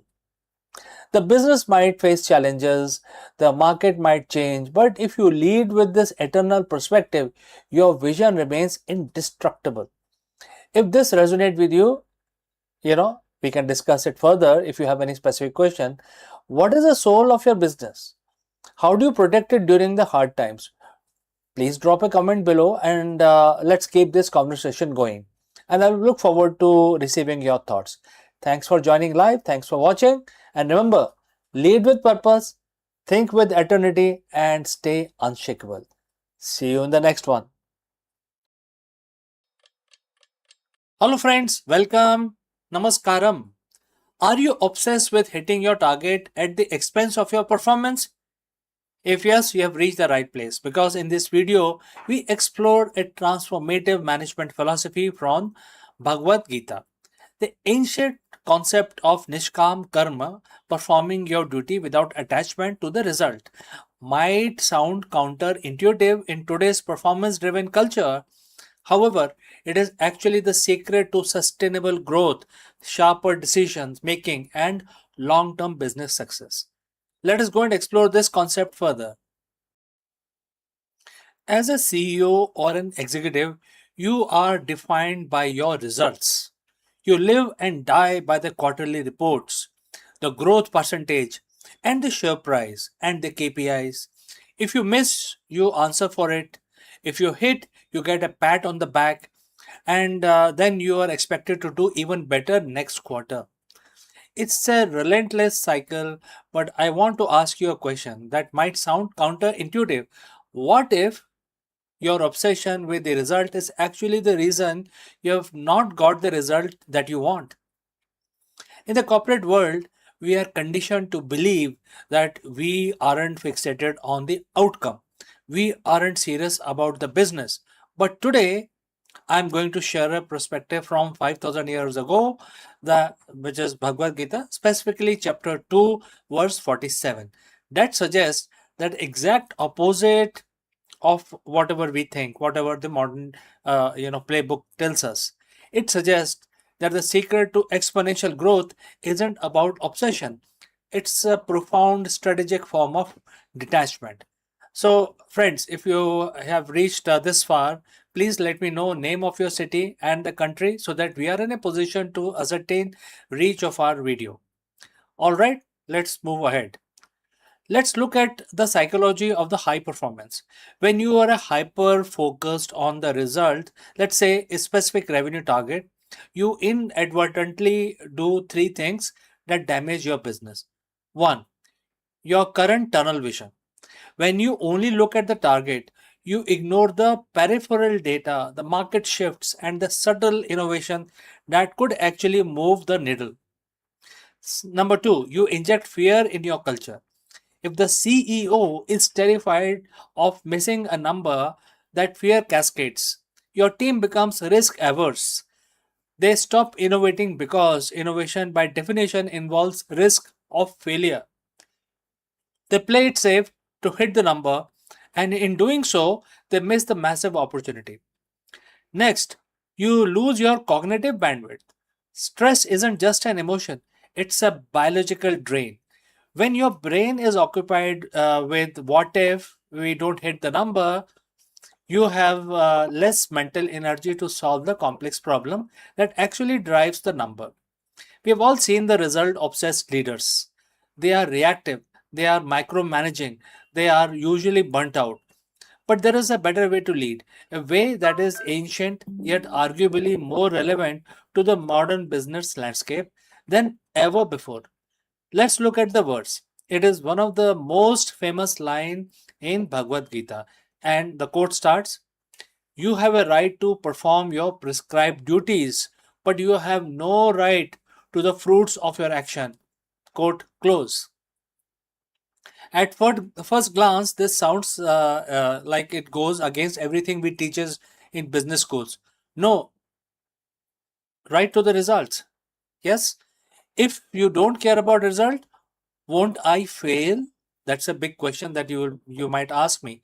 No, this is a misunderstanding. This is not a philosophy of passivity. It is a philosophy of extreme ownership of the process.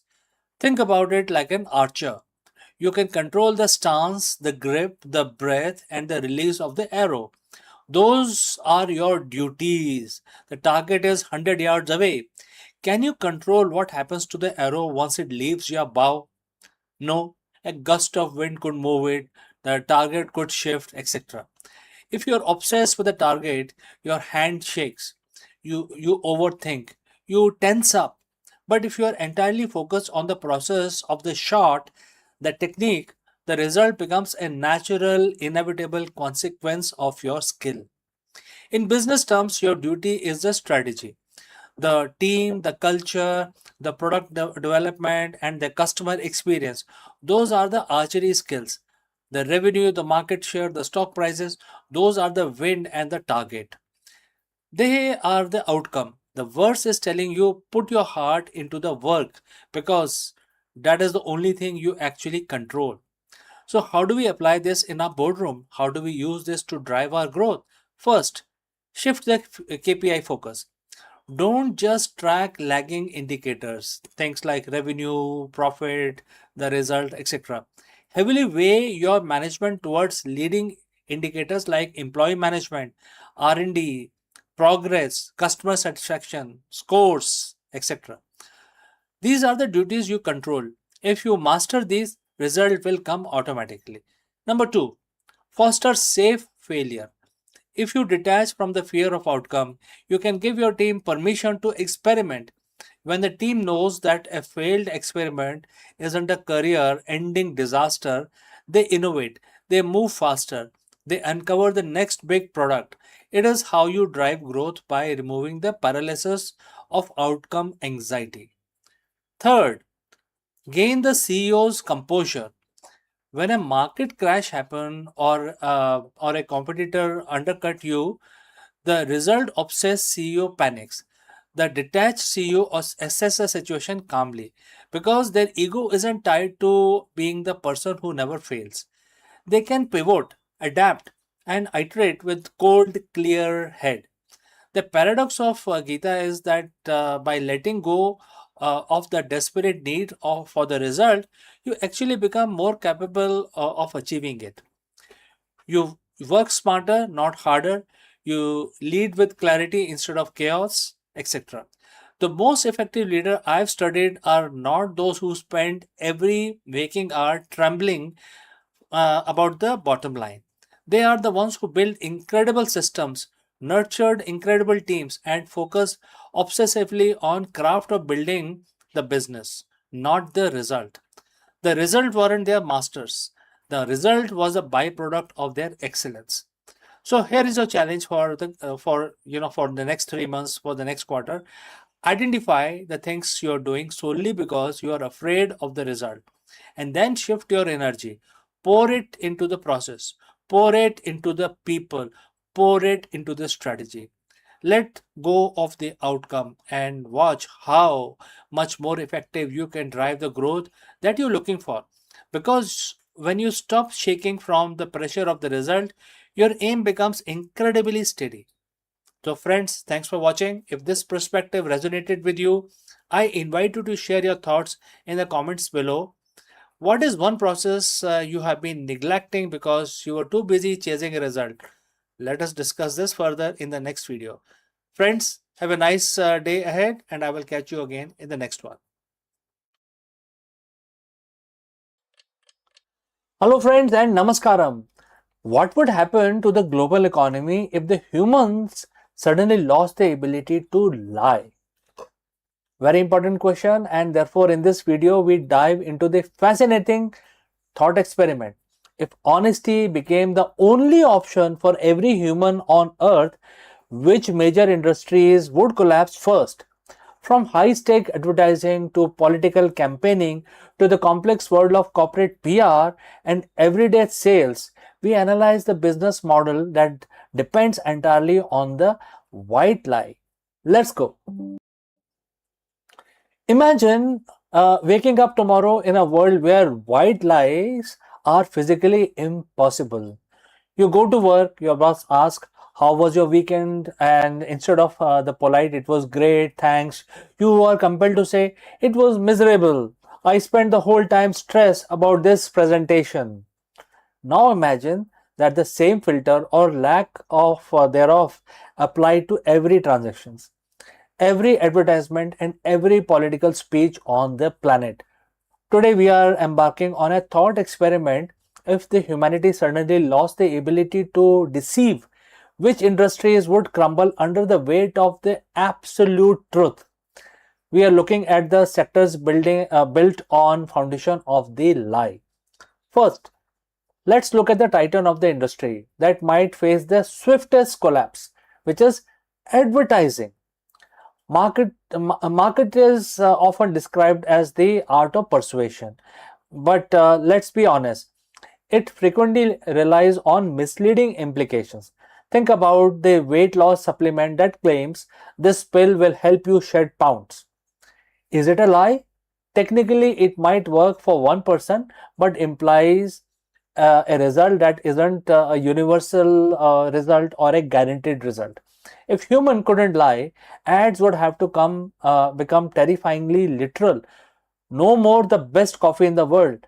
Just this coffee is produced by a factory that pays its employee minimum wage and use medium quality beans. The industry spent billions on creating a vibe rather than conveying the data.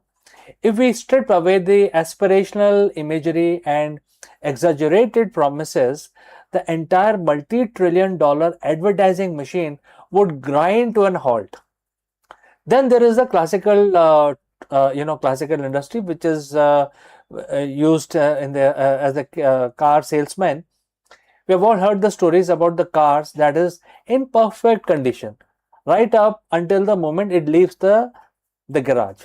This industry relies on information asymmetry, the idea that the seller knows the flaws and the buyer doesn't. If a salesperson was suddenly incapable of omitting the fact that the transmission is failing or that the vehicle was in floods, business model would implode instantly. It's not just cars. It's any business where the seller holds more information than the buyer. In a world of absolute truth, buyer beware disappears, replaced by seller forced to confess. Without the ability to bury the bad news, these transactions would become either brutally honest or non existent. So, friends, if you have reached this far, please inform us from which city you have tuned in and in which language you are watching this video. This will help us determine the reach of our channel. Now, let's talk about the industry that thrive on the spin, which is politics. The public relation is in many ways the art of controlling a narrative by selecting which truth to be highlighted and which to bury. If the politicians are incapable of lying, the standard campaign trail would disappear overnight. Imagine a debate where a candidate is asked, "How will you fund the tax cut?" And they are forced to say, "I have no idea. I'm just saying this to get your vote." The political apparatus, which is built on campaign promise that was rarely kept, would require a total restructuring.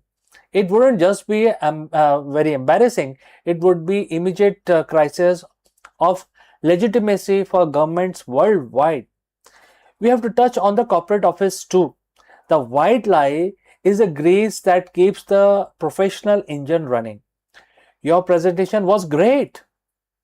I will get right on that. Or it's not you, it is the company restructuring. Research shows that maintaining these lies take immense mental and physical energy. While honesty is generally better for our health and stress levels, our professional culture is built on a layer of social cushioning. If that layer vanishes, the HR department would be overwhelmed and the professional relationships would either shatter or become purely fictional, right? The office wouldn't be necessarily go bankrupt, but the culture of modern workplace would be unrecognizable. So if the marketing, used car sales, political campaigning are in the danger zone, what would survive then? The industry is based on hard facts and tangible value, engineering, scientific research, and logistics. When you are building a bridge, you cannot spin the structural integrity. The truth is forced upon by the gravity itself. The company would survive and thrive are the ones that have been selling truth all along. In a world without lies, transparency becomes the ultimate competitive advantage. Ultimately, a world without lie would be a world of radical efficiency, but it would also be incredibly painful. We rely on these little lies to maintain our social fabric. So, what do you think, friends? If we had to choose one industry to wipe off from the map of the earth, would it be advertisers, the politicians, or the car salesmen? Let me know in the comments below, and don't forget to subscribe for more deep dives into what if of our world. Thanks for watching. I will catch you again very soon. For years, Anthropic Claude was known for as a conversational powerhouse on AI that could reason, that could assist, and also solve the complex tasks. But today, in 2026, the company has decided to redraw the boundaries of creativity. With the debut of Claude Design, Anthropic actually has stepped boldly into the visual arena, and where it offers the tool that transform and to the plain language into a polished and presentation prototype and marketing visual.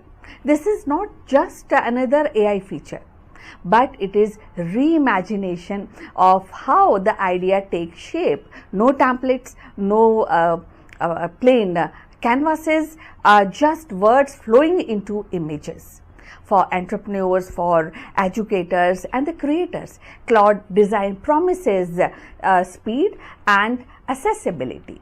And for a design industry, it raises the questions about the originality and artistry, and the role of human imagination in the era of machine learning, machine marketing, visual. So let's find out more about this. Chicago की ठंडी हवाओं के बीच भारतीय संस्कृति की गर्माहट से जगमगाता है Hindu temple of greater Chicago. ये केवल ईंट पत्थर से बना मंदिर नहीं, बल्कि प्रवासी भारतीयों की आस्था, परंपरा और आत्मा का जीवंत प्रतीक है। यहाँ की घंटियां जो गूंजती हैं वो हमें भारत की मिट्टी की याद दिलाती हैं, और स्वामी विवेकानंद की मूर्ति हमें उस ऐतिहासिक क्षण की ओर ले जाती है जब उन्होंने 1893 में शिकागो के विश्व धर्म सम्मेलन में भारत की आध्यात्मिक धरोहर का परिचय दिया था। आज 2026 में ये मंदिर न केवल पूजा का स्थल है, बल्कि भारतीय समुदाय जो कि अमेरिका में स्थित है, वहाँ के समुदाय की एकता, संस्कृति और विवेकानंद के विचारों का वैश्विक केंद्र बन चुका है।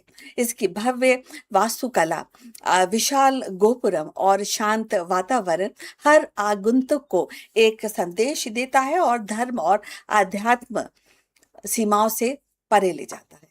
चलिए जानते हैं उसके बारे में कुछ और। Hindu temple of greater Chicago America में भारतीय संस्कृति और अध्यात्म का एक जीवंत प्रतीक है।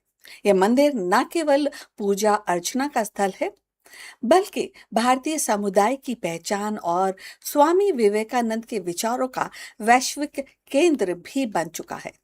इस मंदिर की स्थापना का विचार 1970 के दशक में भारतीय प्रवासी समुदाय ने किया और 1977 में इसकी नींव रखी गई और 1980 के दशक में लमेंट और इलिनॉय में 18 एकड़ भूमि पर इसका निर्माण आरंभ हुआ।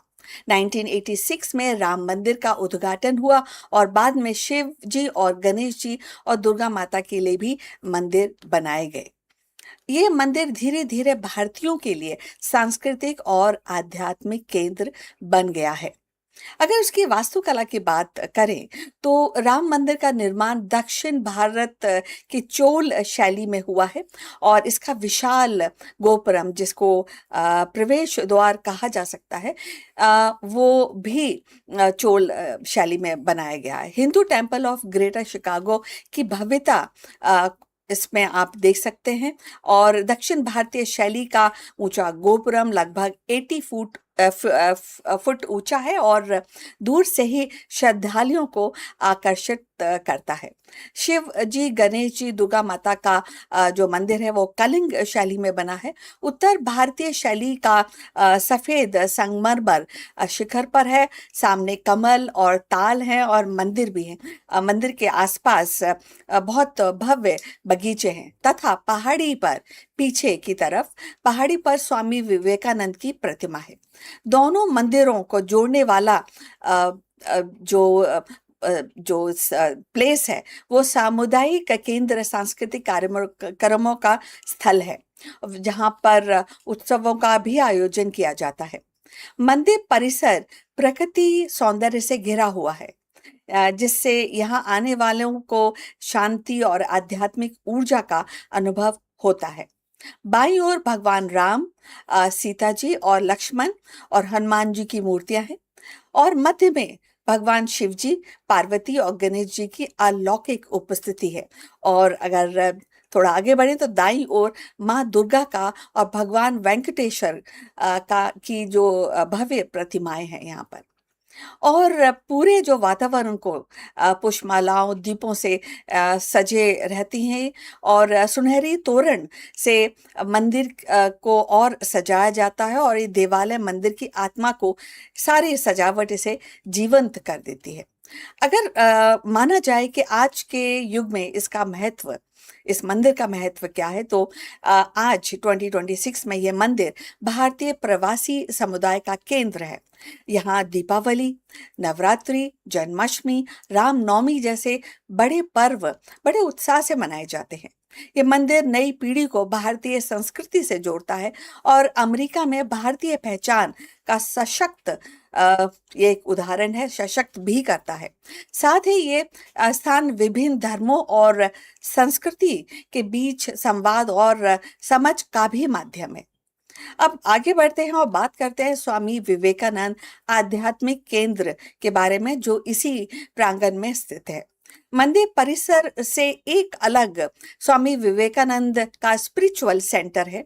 यहाँ ध्यान, योग, आध्यात्मिक प्रवचन आयोजित होते हैं। पास ही विवेकानंद हिल पर उनकी 10 फुट ऊंची कांस्य प्रतिमा स्थापित है। ये प्रतिमा 1893 में शिकागो के वर्ल्ड पार्लियामेंट ऑफ रिलीजन में दिए गए उनके ऐतिहासिक भाषण को याद दिलाती है। यह अमेरिका में सार्वजनिक स्थल पर विवेकानंद की पहली प्रतिमा है। 19 आगे बढ़ते हैं और 2026 में ये केंद्र युवाओं और प्रवासियों के लिए प्रेरणा का स्रोत है और विवेकानंद के विचार जो कि बहुत ही प्रोफाउंड है, उठो जागो और लक्ष्य को प्राप्ति तक एक्चुअली मत रुको, ये बहुत ही ज्यादा एक हाँ, तो आगे बढ़ते हैं। हम बात कर रहे थे कि जो विवेकानंद की अ, जो सीख है उसके बारे में। उन्होंने ये भी कहा कि सेवा ही धर्म है। विवेकानंद ने सिखाया कि मानवता की सेवा ही ईश्वर की सच्ची पूजा है। उन्होंने कहा जितना तुम दूसरों के लिए करोगे उतना ही तुम्हारा जीवन महान बनेगा। और युवाओं के लिए बहुत ही प्रेरणादायक उनके विचार थे, जो बहुत ज़्यादा आजकल सार्थक है। उन्होंने युवाओं को राष्ट्र निर्माण का आधार बताया। उनका विश्वास था कि यदि युवा जाग जाएंगे तो भारत फिर से विश्व गुरु बन सकता है। और अगर बात करें तो धर्म के बारे में उनका क्या कथन है, वे कहते थे कि धर्म का अर्थ केवल पूजा नहीं बल्कि आत्मा की शक्ति को पहचानना। उन्हें सभी धर्मों में समानता और सहिष्णुता का संदेश भी दिया है। और शिक्षा का उद्देश्य बहुत जरूरी है जानना जब हम विवेकानंद के बारे में बात करते हैं। विवेकानंद के अनुसार शिक्षा का लक्ष्य ज्ञान प्राप्त करना सिर्फ नहीं है बल्कि चरित्र निर्माण करना भी है। उन्होंने कहा शिक्षा वह है जो मनुष्य को आत्मविश्वास और साहसिक बनाए। इसके अलावा उन्होंने स्त्री सम्मान और समानता पर अधिक जोर दिया। उन्होंने महिलाओं को समाज की रीढ़ की हड्डी कहा और उनके उत्थान के लिए बहुत सारी बातें कही। और राष्ट्र निर्माण से उस स्त्री उत्थान को उन्होंने जोड़ा। Hindu temple of greater Chicago, जैसे कि पहले बताया गया कि पूजा का स्थल नहीं है बल्कि भारतीय सांस्कृतिक अध्यात्म और स्वामी विवेकानंद के विचारों का भी वैश्विक केंद्र है। 2026 में ये मंदिर भारतीय समुदाय को एकजुट करता है, नई पीढ़ियों को अपनी परंपराओं से जोड़ता है, दुनिया को संदेश देता है कि धर्म और अध्यात्म सीमाओं से परे हैं। और यदि आप यहाँ तक पहुंच चुके हैं तो कृपा करके बताइए कि आप किस शहर से हमसे जुड़े हैं। इससे हमें अपने चैनल की पहुंच को समझने में मदद मिलेगी। अब आगे बढ़ते हैं अपनी चर्चा की तरफ। Hindu temple of greater Chicago की सफलता केवल उसकी भव्य और आध्यात्मिकता नहीं है बल्कि उसके सुचारू प्रबंधन और समर्पित लोगों में भी निहित है। इस मंदिर का संचालन भारतीय प्रवासी समुदाय के स्वयं सेवकों और प्रबंधन समिति द्वारा किया जाता है। समिति में विभिन्न पृष्ठभूमि के लोग शामिल होते हैं। व्यवसायी हैं, शिक्षक हैं, इंजीनियर हैं, सामाजिक कार्यकर्ता हैं, जो अपने समय और संसाधन मंदिर की सेवा में लगाते हैं। मंदिर का प्रबंधन केवल पूजा पाठ तक सीमित नहीं है बल्कि इसमें सांस्कृतिक कार्यक्रमों का आयोजन, शिक्षा और योग कक्ष की क्लासेस की व्यवस्था तथा सामुदायिक सहयोग को भी शामिल किया गया है। यहाँ बड़े उत्सव और आयोजन में सैकड़ों स्वयंसेवक सक्रिय रहते हैं, जो भोजन, सुरक्षा, यातायात और अतिथियों को देखभाल करने में अपना सहयोग देते हैं। अब आगे बढ़ते हैं, बात करते हैं फिर और दोबारा से स्वामी विवेकानंद आध्यात्मिक केंद्र का संचालन के बारे में। ये भी एक विशेष रूप से किया जाता है। यहाँ पे प्रशिक्षित लोग इसका संचालन देखते हैं। यहाँ ध्यान, योग और सत्रों के लिए शिक्षक, प्रवचन के लिए विद्वान और आयोजनों के लिए समर्पित कार्यकर्ता जुड़े रहते हैं। ये केंद्र युवाओं को विवेकानंद के आदर्शों से जोड़ने का प्रयास करता है और उन्हें जीवन में अनुशासन, आत्मविश्वास और सेवा की भावना सिखाता है। 2026 में ये मंदिर और इसका प्रबंधन भारतीय समुदाय की एकता और सहयोग का उदाहरण है। यहाँ पर हर व्यक्ति अपनी भूमिका निभाता है।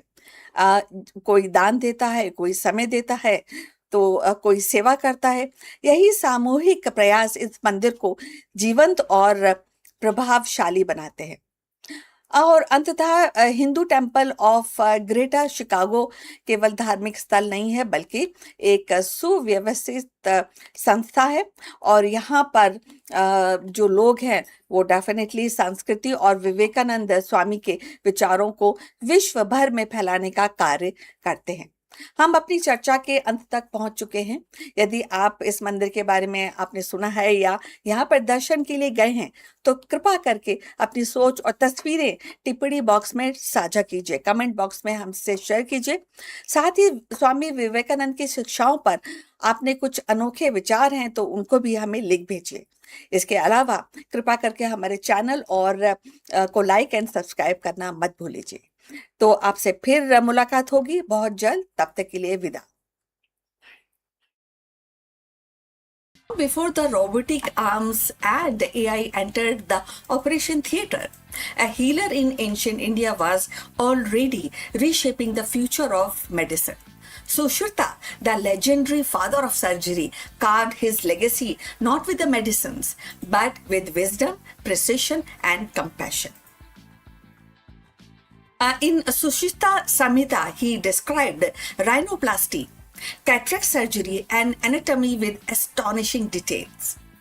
Centuries ahead of his time, and in today 2026, as medicine balance in innovation with ethics, his voice echoes across the millennia. Let's find out more about him.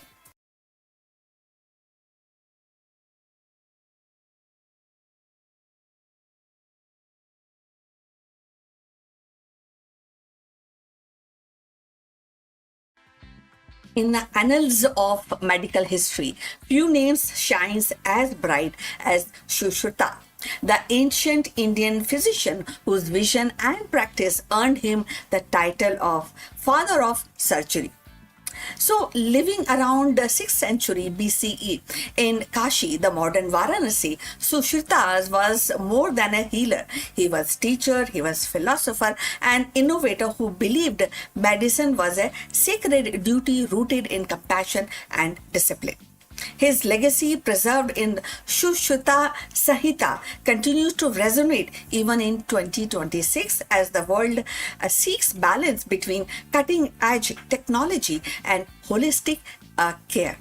Sushruta Samhita is monumental text spanning 186 chapters covering surgery, anatomy, pharmacy and pediatrics, taxology and prevention medicines. Within its page, Sushruta described surgical techniques that astonish modern readers also, like rhinoplasty using skin flaps, cataract surgeries by lens removal, and lithotomy for bladder stones and obesities, a procedure to save mothers, especially in critical conditions. He catalogs over 300 bones, 700 vessels, and a wide array of surgical instruments.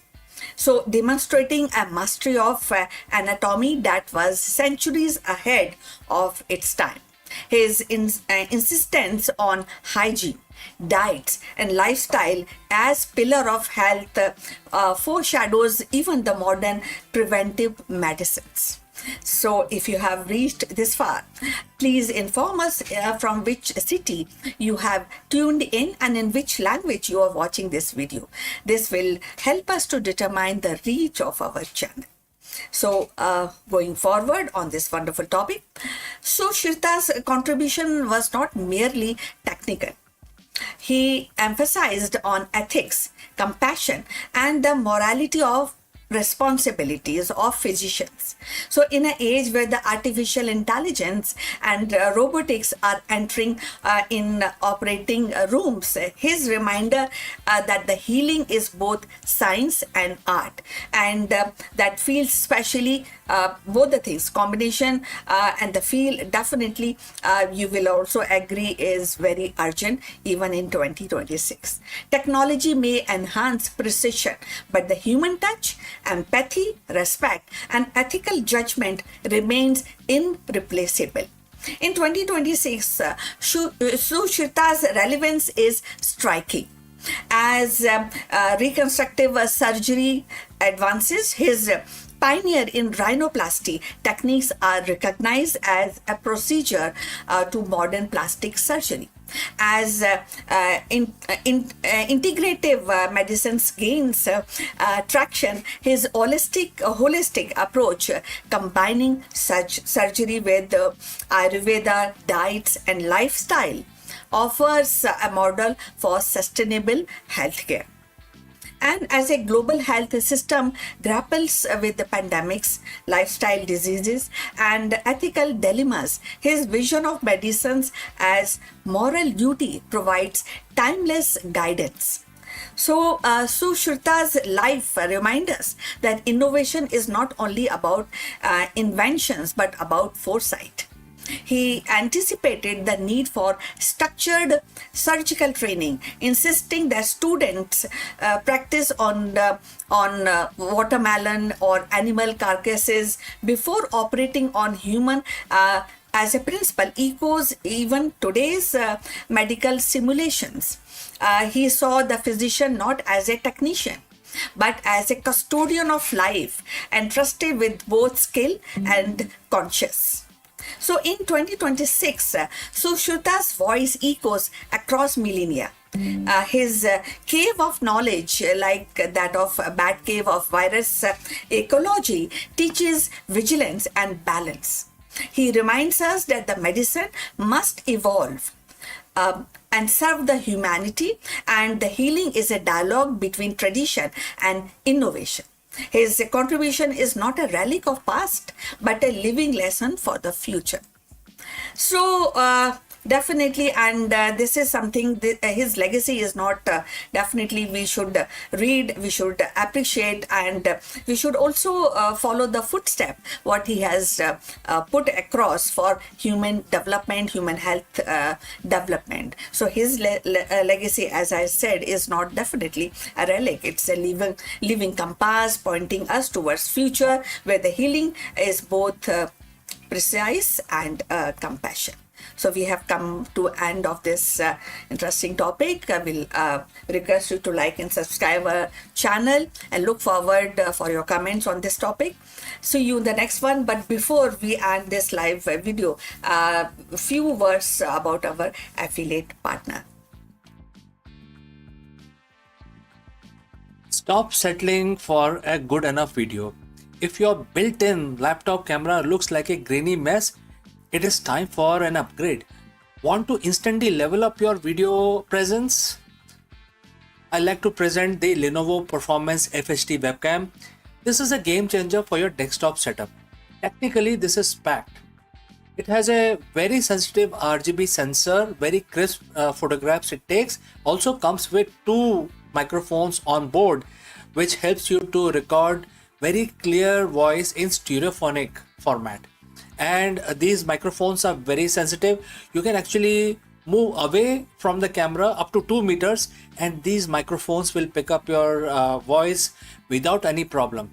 This is a very strong piece. This is very sturdy. Comes with tripod ready. Comes with a very long leash, so it gives you a lot of flexibility to place the webcam wherever you want to keep in your studio. And also it has a swivel base, which is also very handy. So if you want to basically level up your game and you want to pick up this camera at a discount, please click on the link here or scan the QR code. Now let's get back to our video.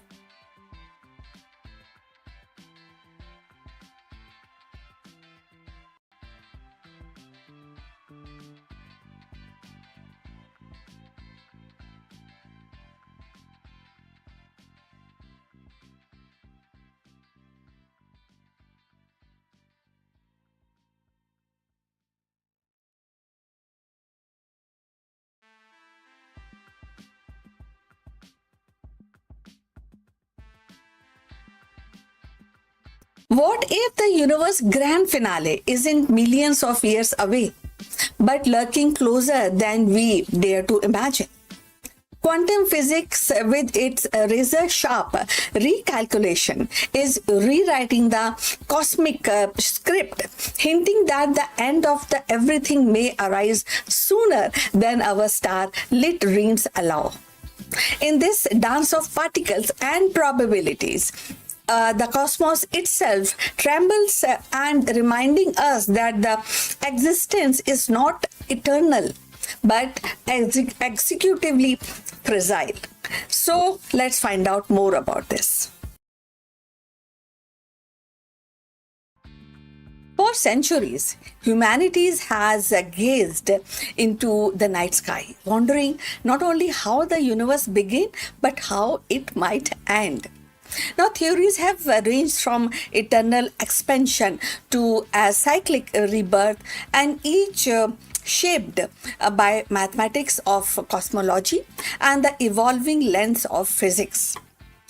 Now, recent recalculation in quantum physics have unsettled this cosmic narrative, suggesting that the universe is ultimate fate may arrive far sooner than once imagined. Now, at the heart of this revelation lies the delicate interplay between quantum mechanics and cosmology. Traditional model relied heavily on Einstein's general relativity, which described the large-scale structure of space-time time and moving forward. Yet that this theory also says that relatively alone cannot account for the strange and probability behavior of particles at the smallest scale. The quantum physics, with its uncertainty in the principle and the wave function, has begun to rewrite the script by applying this quantum correction to cosmological equation. The researchers have found that the lifeline of universal decay, and whether through heat, death, vacuum collapse, or a big rip, may be dramatically shortened. Now, if you have reached this far, please inform us from which city you have tuned in and which language you are watching this video. This will help us to determine our reach of the channel. So, moving forward. So, one recalculation actually focus on quantum vacuum, the seeing energy field that underpin the reality. While once thought to be stable, new models suggest that it may harbor the instabilities that could trigger a catastrophic phase transition. Now imagine space-time itself suddenly reconfiguring like ice melting into the water, but on the cosmic scale, such an event would actually ripple outward and at the speed of light, rewriting the law of physics and its spread. The unsettling implication is that the universe apparent calm may mask a tricking quantum clock. So another line of inquiry actually examined dark energy, the mysterious force driving cosmic expansion. Quantum actually refinement is actually its behavioral hint, and that definitely gives few clues of expansion may accelerate to the destructive extremes. So galaxies, stars, planets, even the atom could eventually be torn apart in a big rip. What was once projected trillions of years into future now appears closer, and perhaps within a fraction of that time scale. So the recalculation do not pinpoint on an exact date, but they shift the horizon from comfortably abstract to hauntingly convincible. So for humanities, these findings are both humbling and inspiring. On one hand, they remind us that our fragility, suspended into universe and whose rules are still being deciphered. On the other hand, they underscore the power of science to illuminate mysteries and once thought unknowable. Now, when we talk about quantum physics with its paradox and probabilities, it is not merely a tool for particle accelerator. It is a key to understand the existence itself. So, philosophically, the shortened timeline actually forces us to confront the questions of this meaning. And if the universe is finite and its end nearer than expected, what does that imply for human behavior, human hard work, and human endurance? Some argue that it heightens the urgency of exploration and compelling us to seek new worlds and new knowledge while the time remains. The other see is as a call to cherish the present and to recognize the fleeting beauty of existence and against the backdrop of cosmic impairments or kind of deletion of the existence. Now, in the end, the recalculation do not spell say, or it doesn't give a kind of an impression of doom. So much so they also expand the perspectives in all the scenarios. The universe may be more fragile, more dynamic, and more unpredictable. But we imagine, that's what we imagine, and yet within that uncertainty lies wonder. So you will also agree in this concept. To live at the moment with the quantum physics reshapes our understanding of cosmos and is to stand at the edge of revelation. And the stars above are not merely distinct light, they are the markers of stories whose ending may be closer but earlier as we thought. But this meaning is also ours to write and rewrite our future ahead. So the cosmos whisper of sobering truth and the and may be actually distinct abstraction, but the horizon inches closer with each quantum click and each quantum tick which is happening. Yet within this fragile countdown lies a greatest gift, the chance to marvel, to discover, and to create meaning in the fleeting brilliance of existence. The universe may be finite, but wonder is infinite, and so is a human spirit to explore more, and it is our to carry until the very last of star fades. That's what the exploration, the zeal of living ahead, or finding more finite and or infinite brilliances and in life and in cosmos ahead.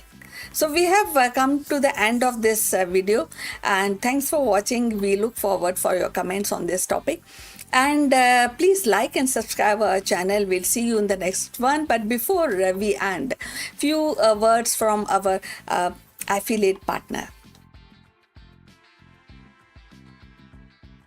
Stop settling for a good enough video. If your built-in laptop camera looks like a grainy mess, it is time for an upgrade. Want to instantly level up your video presence? I like to present the Lenovo Performance FHD webcam. This is a game changer for your desktop setup. Technically, this is packed. It has a very sensitive RGB sensor, very crisp photographs it takes. Also comes with 2 microphones on board, which helps you to record very clear voice in stereophonic format. And these microphones are very sensitive. You can actually move away from the camera up to 2 meters, and these microphones will pick up your voice without any problem. This is a very strong piece. This is very sturdy. Comes with tripod ready. Comes with a very long leash, so it gives you a lot of flexibility to place the webcam wherever you want to keep in your studio. And also it has a swivel base, which is also very handy. So if you want to basically level up your game and you want to pick up this camera at a discount, please click on the link here or scan the QR code. Now let's get back to our video.